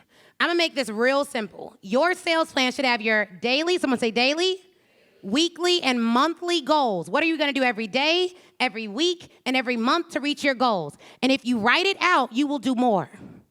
If you just start doing based on like what we talked about here, so everyone who did a cash infusion Hotseat should now go back and write out, what does this look like every day? When will we launch this campaign? What will we say in every email? What will we write in every post? What will we say in every live video? Sample sales plan. It includes your North Star offer. You write out who your target audience is. You write out your goals. What are your activity goals? Your goals. What is your goal for that sales plan? You write out your sales goals, and you write out your strategic activity. Now, prospecting, spend 2 hours a day on LinkedIn. Networking, attend 2 industry events. Content creation, write 1 blog per week. Client retention, conduct 5 check-in calls weekly. Now, all y'all taking pictures, I want to see y'all sales plans. She got it, okay. Because I'm going to be like, I saw you taking a picture. Where is the Google Doc? Do you have this written out? I am about that action. Say action. My friend Kendra will tell you, when we first met, we were talking about faith and work, and I was like, man, I just really don't like how Christians just be acting like all they got to do is pray, and they don't be doing nothing. They be like, the Lord is going to bless my business. And it's like, you don't even have an LLC. What exactly do you want him to bless? I am about that action. And when I read about people like Tyler Perry and Beyonce, do you know Tyler still writes his scripts? It's amazing. This man is a billionaire. Do you want to know why he does it? It's not to make money. He does it because that is what he is supposed to do. And a lot of people are in business to make money, not realizing that you're not making money because you don't have the stamina to do all the things that it takes, because what you're doing is not really what you're supposed to do. And many people are out here trying to find their purpose. How many of you have heard that? I want to find my purpose. What if I told you you never will find it? Because purpose is not to be found, it is to be discovered. And the only way a great explorer discovers anything is by looking and doing and searching up under here and looking in the back and evaluating the plan and changing it up.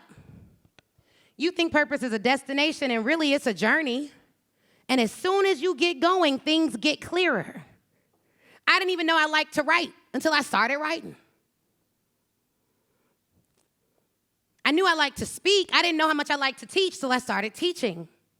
So I want all of you, how many of you will commit to over the next 30 days taking more action than you've ever taken before in your business? Say, I will. How many of you want to make more money over the next 30 days than you've ever made in your business? I do. And how many of you know that when you make this commitment, there will be things that come to distract you? How many say, I do? How many of you know you have family that may get sick? I'm just saying. You may have kids who need additional attention. If there are things that will come in your life that will distract you from what you have purposed to do, that doesn't mean you stop. It also doesn't mean you have to do it. Because if I plan to affect a sales plan and something happens to my husband and I need to be there for him, that doesn't mean I don't do my sales plan. That means I hire somebody to effectuate what I was gonna do. Because I can go be with him, but the business is gonna be the business. The business don't got emotions. I do.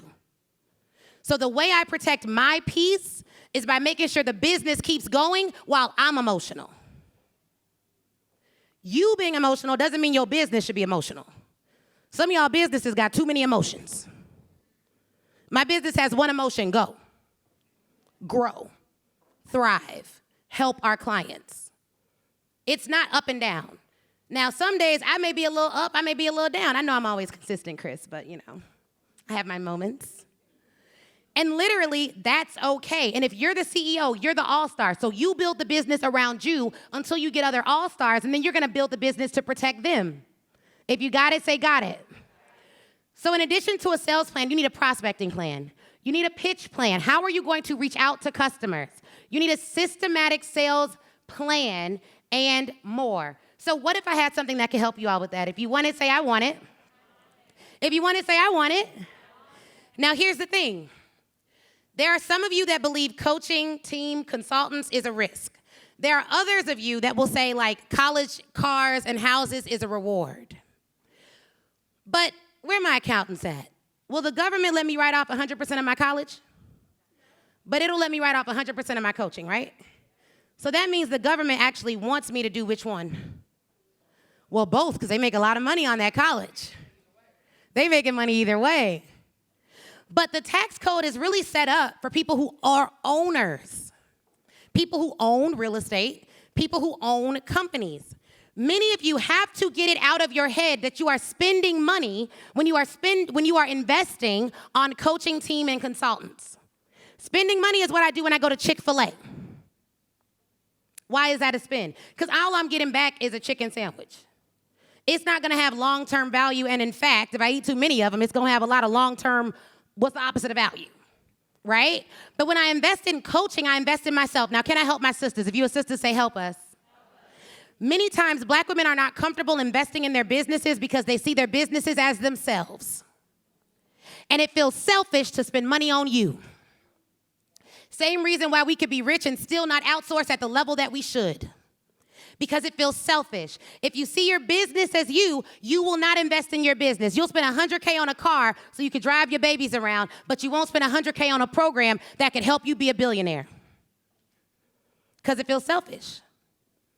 I want you to reject any thought that keeps you from growing.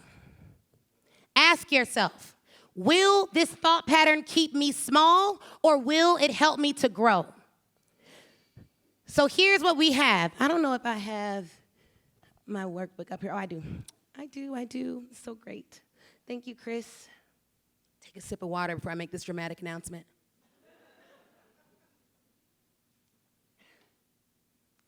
So we have something called the Pitch Your Way to Cash membership. And we want to introduce it to you guys. Y'all can clap. Let me get a mic.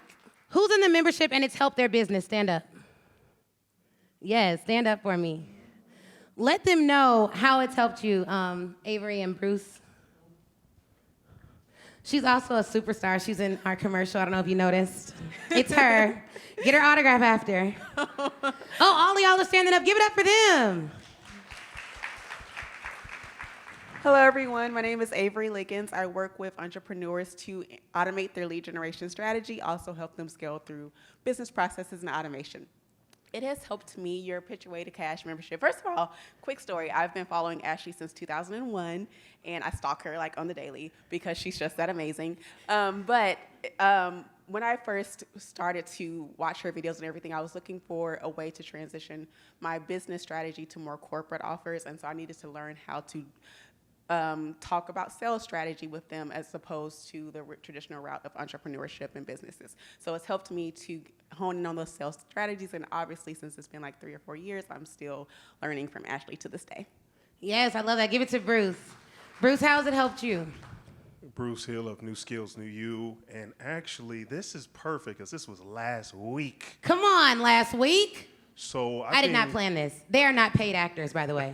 I know I'm in Atlanta and it's a lot of funny stuff, but I'm from Chicago, so we real. You know what I'm saying? We don't do that stuff. Okay, go ahead, Bruce. So I've been coaching and teaching for about 15 years now on personal and professional development with an emphasis in sales. And I was talking to a young lady. She says, well, we have career, professionals that are looking to pivot early. Can you help with that? So you know what I told them? I said, yes, I can. And what actually taught us was a framework like businesses need to hear. And I'll tell you what, they pay invoices so quickly. So I'm really excited. Next month, we actually have a paid workshop with Georgia Tech because of what I learned in Let's go.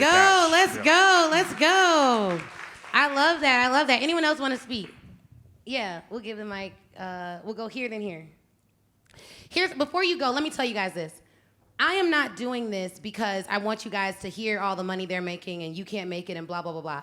I didn't tell none of y'all I was going to do this, right? Do you know how much confidence it takes to be in a room and be like, who made money from what I teach? Stand up. The only people that could even do that are the people that really got the goods. I did it because I believe so much in what I'm offering, and I can see people struggling with sales, and I know that because of the industry that I'm in, the industry has failed some of you. And I apologize for that. But I don't want you using the framework you used to make your last bad investment to make the best investment that you could make of your life here.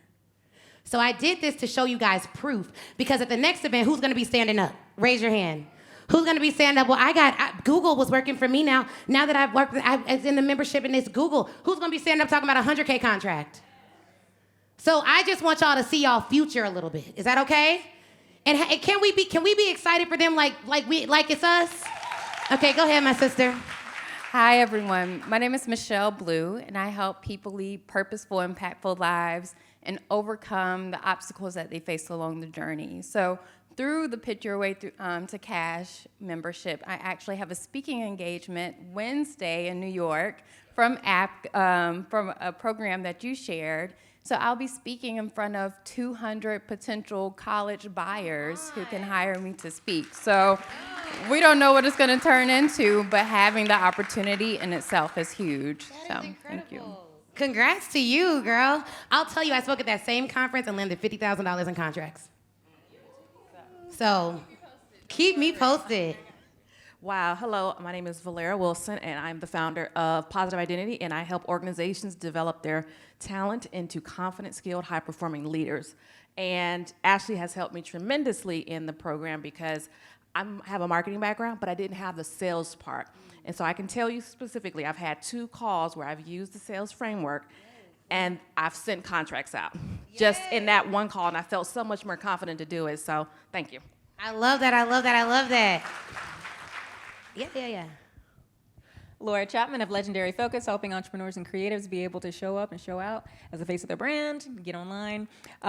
What I was able to do with the program, one, it has helped me be way more consistent. I found a Pitch Pal, which is something that they offer, and like me and her have become really close, even though we are 3 hours, there's a 3-hour difference between us, but like weekly, literally, it's not just once a week, every single weekday we get together in the morning and have an hour of pitching and doing the work, which is something I would not have done if it was just me. I tell myself I'm gonna do it, I write down that I'm gonna do it, but I don't do it. So the accountability has been wonderful.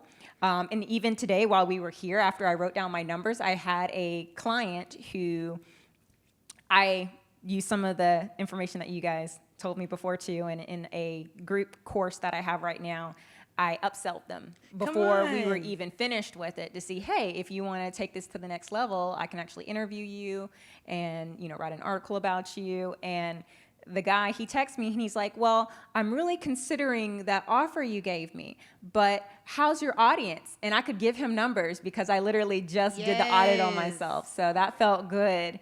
And like he's considering it now. So I'm excited. I will check back with him after this. I'm actually going to give him a call. Give him a call, girl. But yeah, that the pitching and getting the feedback, if anybody gets in your head a lot, that is a huge component too. Like for me, I will rewrite something 1,000,000 times, and just being able to post it and have someone look at it and say, hey, you know, you're doing the most. Take all of this out. They just want to hear this. That is helpful feedback that I need. So I love that. Give it up, give it up, give it up.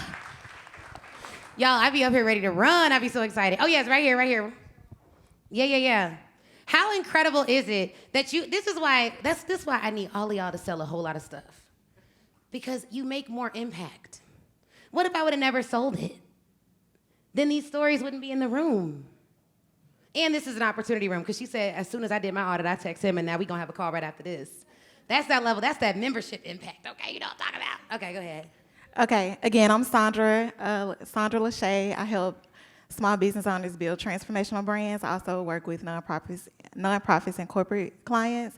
So the membership helped me recently, like 2 days ago. I was on a sales call, and I asked a prospective client what was his budget, and he was like $10,000, but it was a nonprofit organization. So I was like, well, I typically don't engage for less than 20. And he was like, oh, so what does 20 get me? We'll get you blah, blah, blah, but I can, you know, build a proposal and show you 3 different options where we can really help you build your brand for impact. And so he was like, okay, well, I'm in the process of writing my budget, so 20 feels comfortable. That's not a problem at all, but I would like to see what else you offer. And I got off the phone and I was like, I should have said 30. I love that. Come on, we better use them sales scripts. You guys, this is incredible. Give it up, give it up, give it up. Oh my gosh. So this is incredible. So inside of the membership, you're gonna get 3 things. Say 3. You're gonna get sales-specific on-demand training, an entrepreneur-based community. Wave at them, the new community. Welcome y'all new community members in. Wave, wave, wave, y'all who are in the membership. So this is who will be in your community. Weren't they wonderful and lovely? Let me tell y'all something. I've been at events where people have made offers, and I was like, I don't think I could join that. Chris was like, why you can't join? I was like, I don't think I could be in that community. It's not giving, you know what I mean? And it's not a bad thing, but it's like, how much more cool is it if you can join a community full of experts that are similar, but yet different services than you, right? And so you want to know who you're joining community with. Then you'll have live coaching and pitch feedback. Now that is literally the big thing. Reload this for me, or show anyway. Do something, Simon. Help me out, brother. Brother from another mother. Okay, now will this play? Okay, no, it will not. All right, cool. So let's see if these videos work. So what will it cost? So the membership is being sold only annually right now for $19.97. $19.97. Somebody say that's not a lot.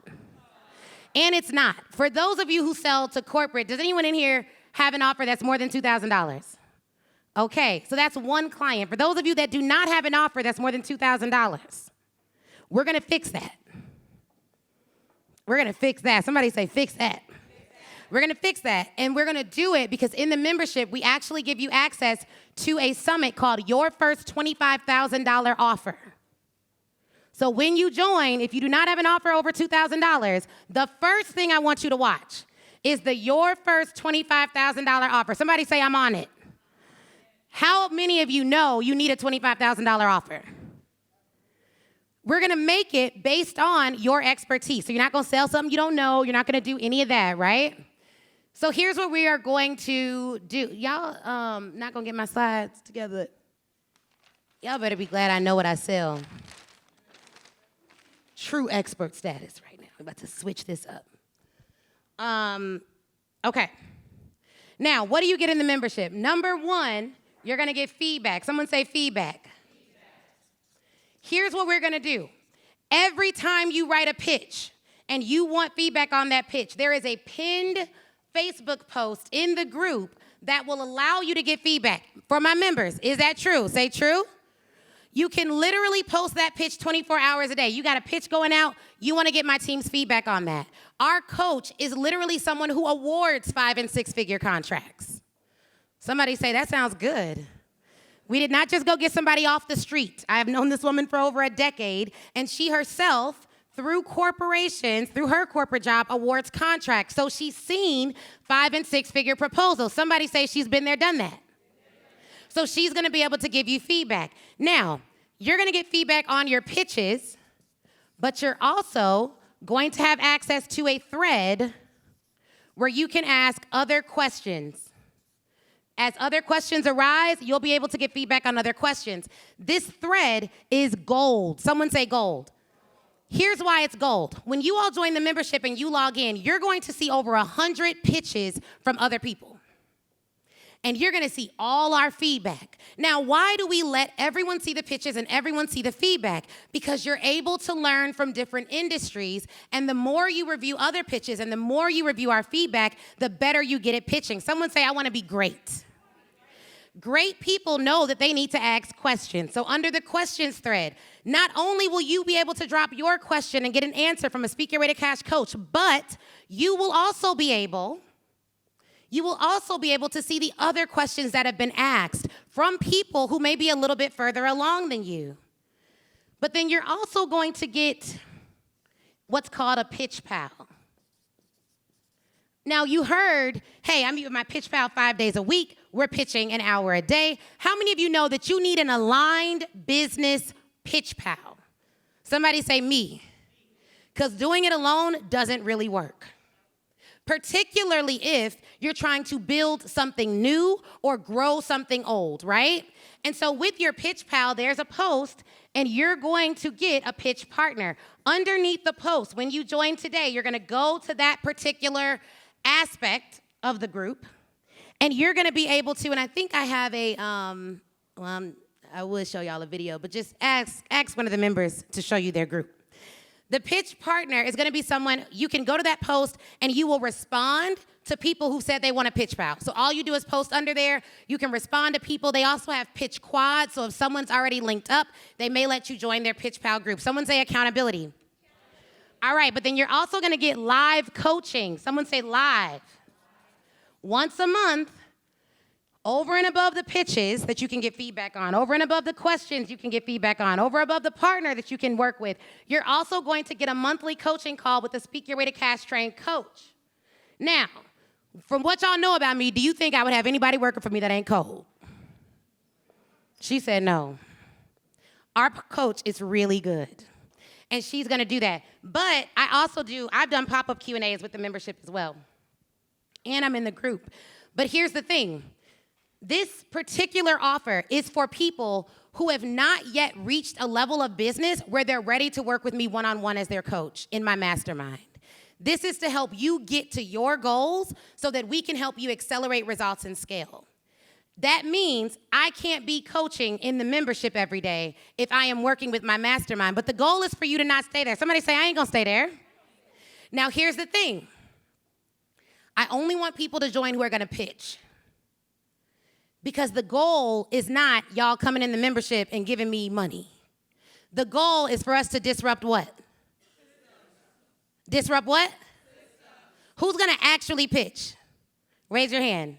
Okay, how many of you know you're joining the membership by midnight tonight? Raise your hand. Okay, excellent. So Chris has his bags ready to go. Come on, Chris is like, let me give out these bags. Thank you, Christopher. Wonderful job.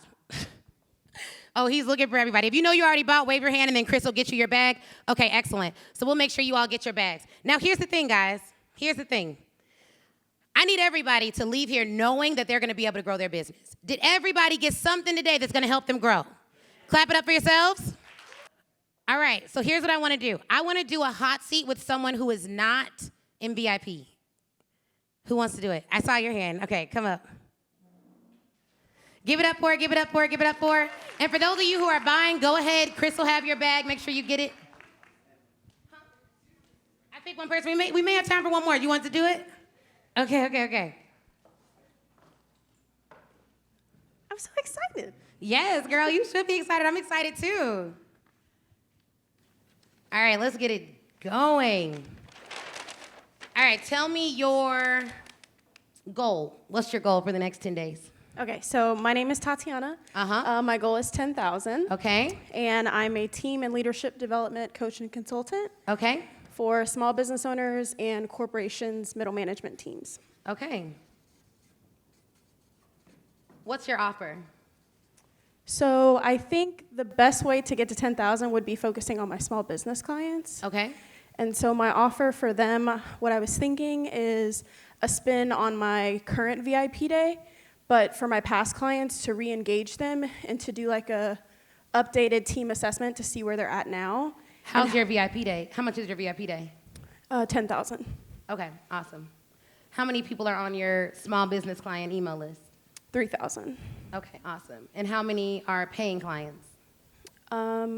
Well, according to my Stripe, I've had 4,000 customers, so I guess that number's kind of confusing because that's more than my list. Well, that means you got some customers. We don't know if it's 4,000, but you probably got at least a couple thousand customers, right? Yeah. If not more. And also, people can subscribe and unsubscribe from email lists. The way that you want to make sure that whatever system you have for finding out how many customers you have can give you an accurate count. And then you also want to account for duplicates because sometimes customers buy with various email addresses, so that may cause that variance because it's not that big. Okay, so that's good. 4,000 customers. You got a VIP day. The VIP day is 10,000. Do you typically promote your VIP days? How do you promote them?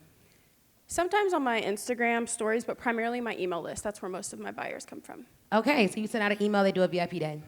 Have you ever done a webinar or masterclass or anything like that? So, context. I used to do all of these things, and I made sales very easily. Okay. But now it has not been that way. Now, why is that? Well, I took like 6 months off after I had my baby, and Okay. then I haven't put in the same effort that I used to, if I'm being honest. Now, why is that? I think my business was very successful. You know, we did $500,000 in a year. We had full-time employees. And then I felt like I left and came back and it was crickets, and that hit my confidence really bad. So. Okay, so let's do this. Earlier we talked about beliefs and belief systems, right? So the belief that you have to disrupt is no one wants to buy. Yep. One of the things that happens is if you have a really good year and then you have a bad year, it can really affect your confidence because what happens is your confidence becomes rooted in the success and not in who you were. But all the skills you earned through getting the success is what builds confidence. Now, this belief system is the one you built a system around because I heard you say, I used to do all this stuff, but now I don't. And so now, to protect the confidence that you still have, you don't try as hard. Remember we talked about hedging our bets? You've been hedging your bets. Yes. Putting a little bit of effort, so if I lose it, I'm not mad about it.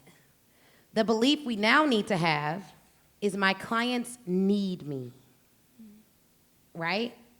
We got to take it off ourselves and put it back on them, because why'd you start your business? What's your mission? I believe that a lot of business owners are struggling unnecessarily because they won't leverage support because they're either afraid that they won't get a return or they're afraid that they don't know how to lead people the right way. And I want them to be able to live the lifestyle that they want without having to compromise the impact that their company can make. And why is that important for them? Because the business goals that they have, the impact that they want to create is essentially being compromised because of fears that they have within themselves. Okay. One thing I want you to think about. If I fulfill my business's mission, how is the world different? Because what happens when a really good business owner stops going hard in their business? Impact declines. Impact declines. So impact then comes continuum. So now I need you to have the belief my clients need me.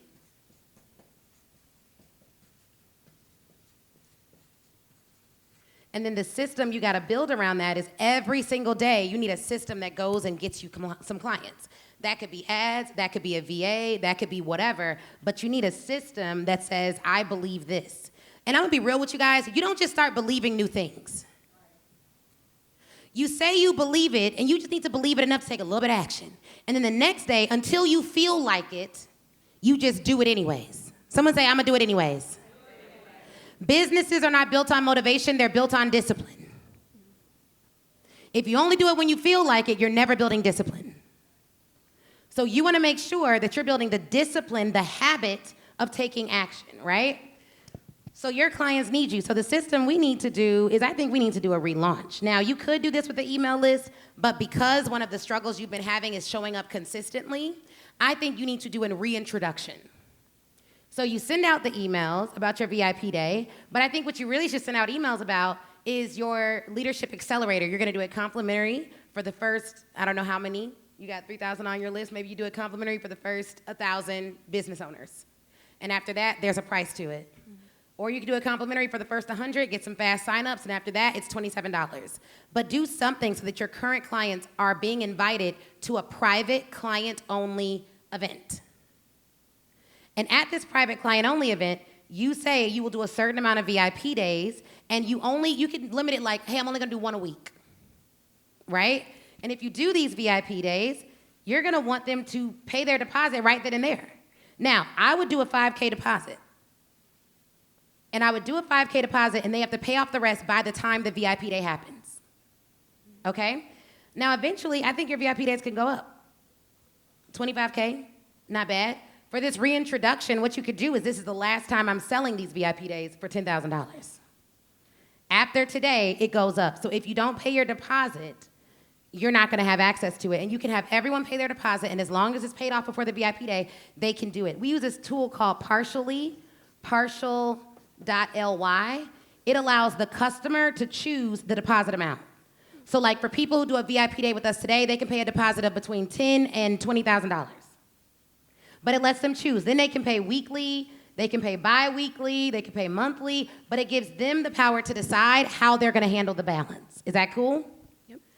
So I would do a 9-day email sequence. On the 10th day, you actually do your event. You're promoting your event in your emails, and then you're making an offer of the VIP day on your masterclass, okay? When you make your offer, you wanna show them everything that they're going to get and let them know the actual price, not the price you're gonna give them, but the new price, whatever you're gonna relaunch this at. But tell them that today, they'll be able to get it for that price, which is true. Now, alert. If you do this, you really need to change the price. You can't just say it and then like not change the price and then just, y'all gotta do the right thing, okay?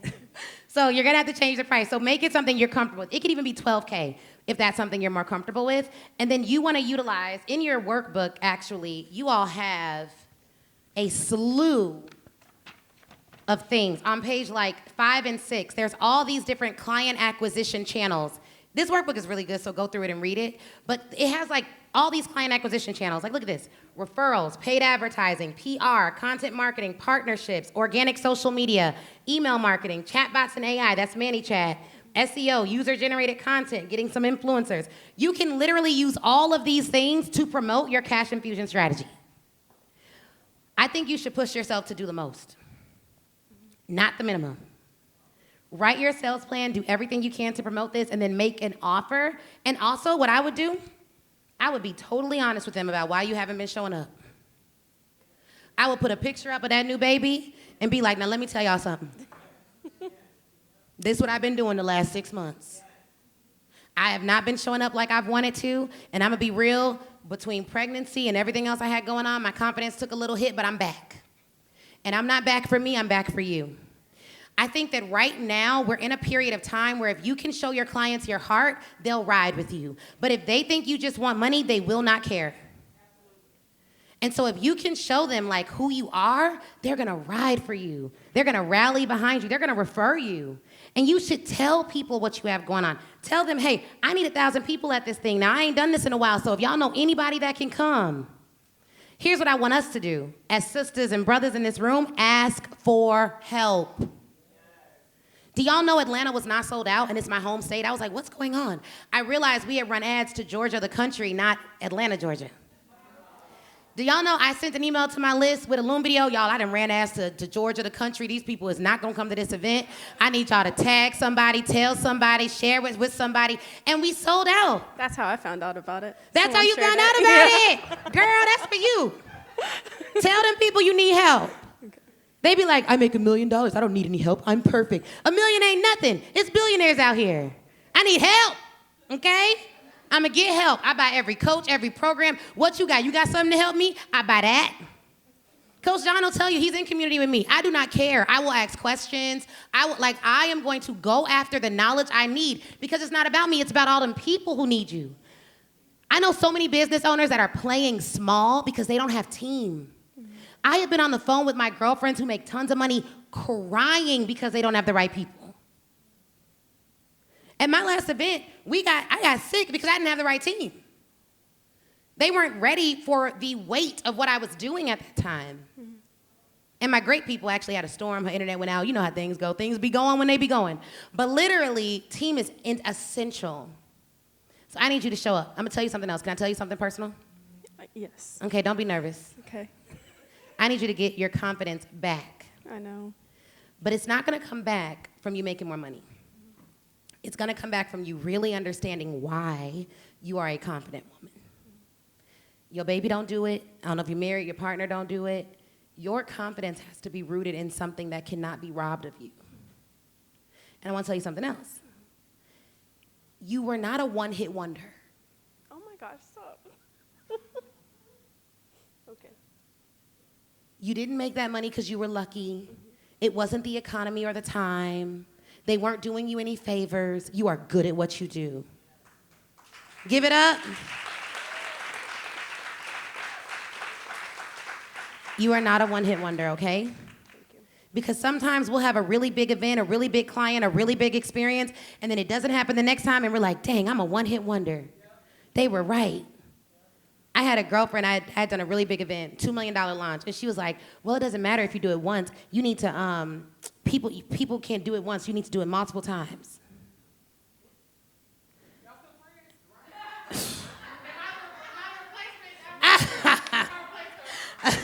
Literally. Can I say something? Yeah. So something I've been thinking about while we were here today is I feel like I've always been like good at what I do. I've always been perceived as successful by the people around me.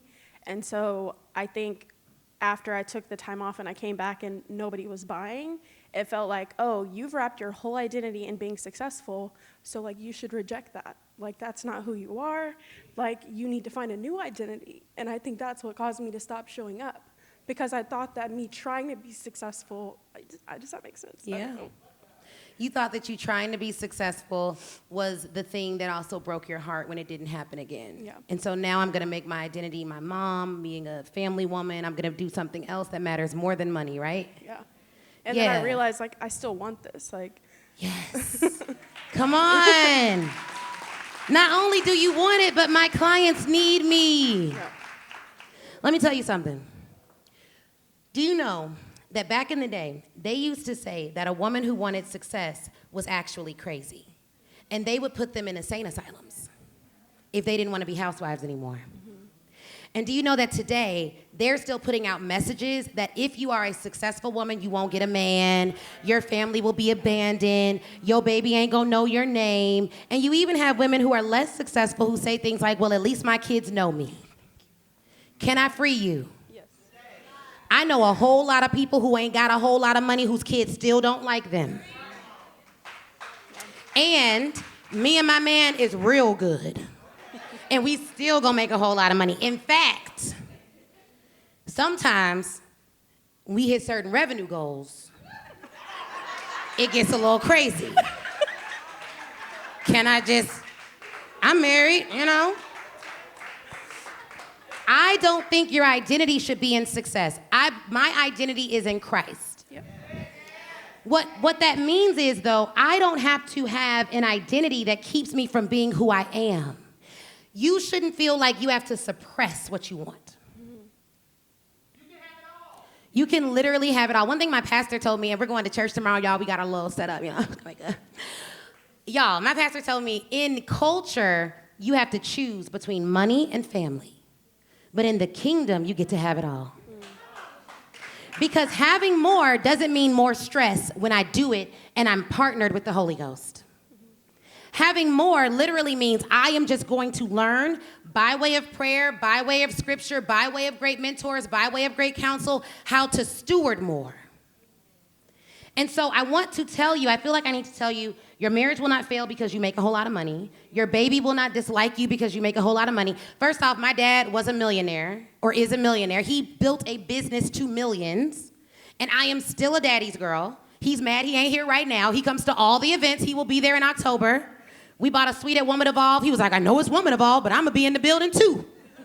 Like literally, he comes everywhere. I love my parents. I don't know, the only people who benefit from telling us that your whole family structure is ruined when you make money are people who want us broke. You know who I met last week? TD Jakes. We was in a meeting with TD Jakes, and you know who came in? Sarah peeked her head in. She was like, oops, sorry, Daddy, didn't know you were in a meeting. He was like, that girl becomes a 3-year-old girl whenever she's around me. They are still close. And he makes a whole lot of money. There are and she do too, right? And literally, like, there are so many examples that we have of people who have success, who have finances, who have an identity in Christ, and they go through trials and tribulations. You know something else he told me? I shouldn't even be telling you. Y'all cannot, don't record this, okay? He said, Ashley, you want to know why people think I'm in the Illuminati? And I said, why, Bishop? Is this my invite?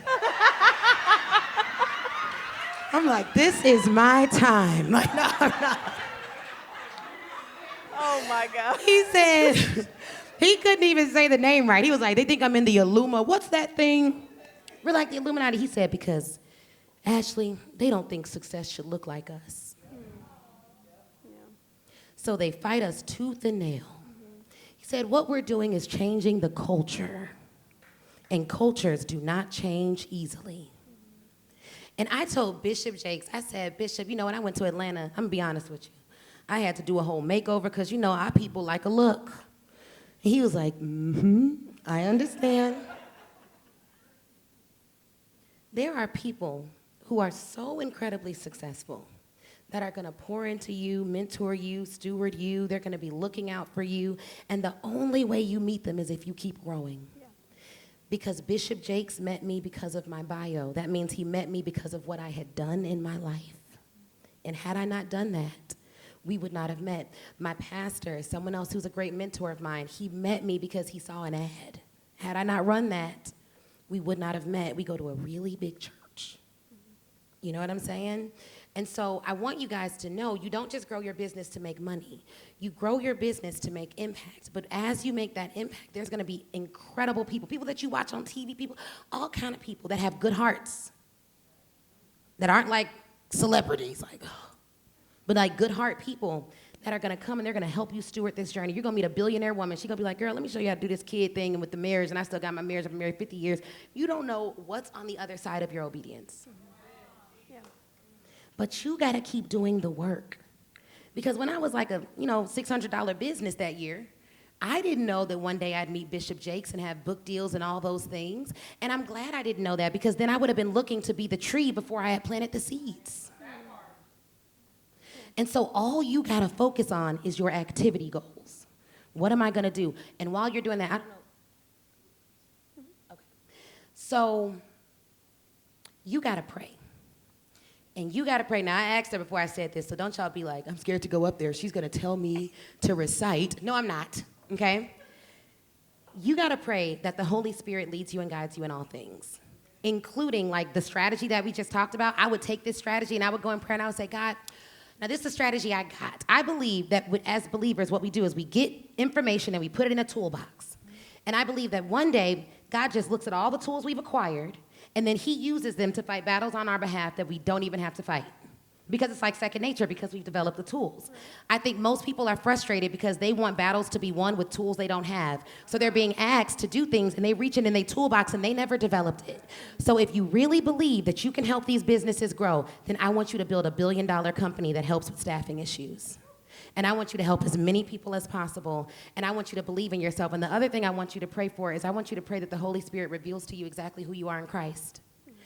And this is what I did, y'all. Can I be honest?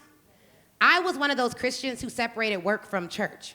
So I went to church on Sunday, but I wasn't like praying over my deals or praying before sales calls. I was just like, okay, Sunday is church, but Monday we gotta get to work.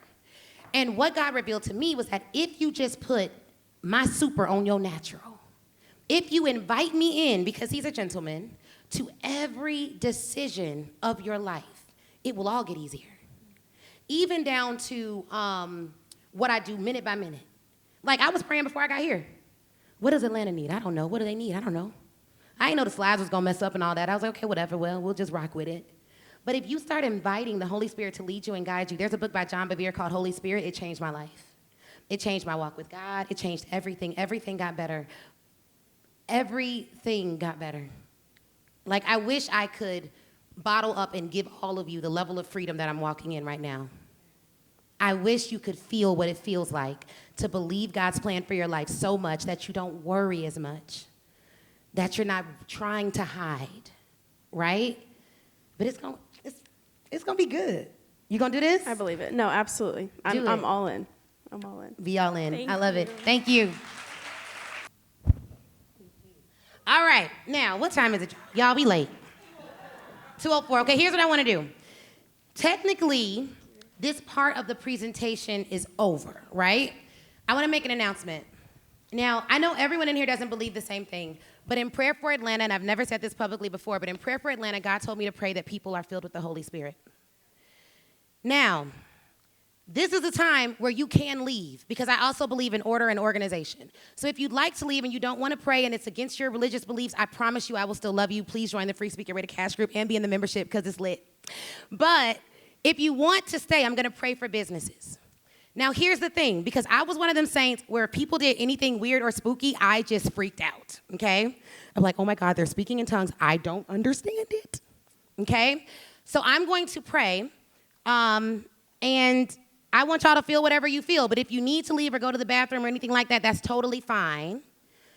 Y'all cool? Okay, y'all cool with me praying for your business? Okay. All right, bow your heads, close your eyes. I haven't said that since I was a kid.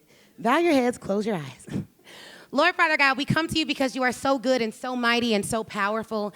God, you created the heavens and the earth and all the animals within it, God, and you still saw fit to have us come down on this earth. God, we know that you are perfect and divine in all of your designs, and so we know that it is not by coincidence that every single person who's in this room is in this room. God, so I ask right now in the name of Jesus that you would bless the businesses present. God, I pray that you would send the teams that they need. God, I pray that you would send the wisdom, the insight, and the strategy that they need. God, I pray for the overwhelmed entrepreneur, and I rebuke overwhelm in the name of Jesus. God, I pray that they would be able to take action like never before. God, I pray against every word curse that was spoken in their life, every you're not pretty, every it won't work, every single time they felt like there was something else for them to do and they were not able to do it. God, I pray against the bosses that made them feel small. God, I pray that they walk in their CEO level of authority. God, I pray that you bring to their remembrance that even Jesus had haters. And so, God, if they got some haters, it's okay. God, your word tells us that the wicked flee when nobody is chasing them. But then your word also says that the righteous are as bold as a lion. God, right now, there is some things going on in this country that requires bold experts to speak up and speak out like never before. And so, God, I pray for a Holy Ghost boldness in every single believer in this room. God, I pray that your spirit would fall and they would feel empowered like never before. Not for an emotional experience, God, but for a life transformation unlike any other. God, so I pray that every believer that wants a closer relationship with you would get one. God, I pray that every person who does not know you but wants to know you would get stewarded into right relationship with you. And God, I pray that your Holy Spirit would rest, rule, abide, and reign in our lives. God, I pray for revelatory knowledge about who the Holy Ghost is. God, I thank you for the Holy Spirit. I thank you for leading and guiding us. I thank you for doing everything that you do for us. God, and I pray right now for the business who does not know how they will make payroll next month. God, I pray that not only would you increase their revenue, but you would increase the revelatory knowledge they have about their finances. I pray they find the right accountant. I pray they find the right money team. I pray that they would stop being scared to say what they need and what they want. God, I pray boldness over your people. I pray that your spirit would fall, rest, rule, abide, and reign. And God, I pray that there would be a desire to know you like never before. Know your word, to pray to you, and to be closer to you. God, in today's time, we cannot do business without the Holy Spirit, and ditch overwhelm. God, your word tells us that we don't even have to worry, but we should do all things in prayer and supplication. God, and so I pray that there will be no anxiousness over this audience. God, I pray that there will be no worry over this audience. God, we break down all false beliefs that getting wealthy requires us to sacrifice our sanity. God, I pray right thoughts thoughts over this audience. God, I pray that they would understand that you have thoughts for us, thoughts to prosper us, thoughts to give us a desired end, God. And so I pray right now in the name of Jesus that they would start to believe what your word says about them, even in the face of people having other things to say. In the name of Jesus. God, I pray wealth. I pray consistent action. God, I pray faith to move mountains. God, even as we have the example of David and Goliath, God, we know that David was able to beat Goliath because David followed you, because you told David how to win the battle. God, I pray authenticity over every person in this room who may feel like their voice is too much, who may feel like they don't have the ability, God, to speak up and out the way they want to, who's second guessing their voice and their calling. God, I pray supernatural clarity over every person in this room. And I pray that you would do it in your son's Jesus' name. God, I pray that anyone who's been seeking the Holy Spirit finds him, would accept him, and that they would have something happen by the end of this day so that they know that you yourself, God of everything, loves them. In Jesus' mighty name I pray. Amen. Amen. Is that all right? Give it up, give it up, give it up, give it up. Stand up, stand up. Y'all, why don't we give it up for a good guy? Can we just give a hallelujah real quick? Man. All right, I love you guys. I am praying for you guys. I am seriously, seriously praying for you guys.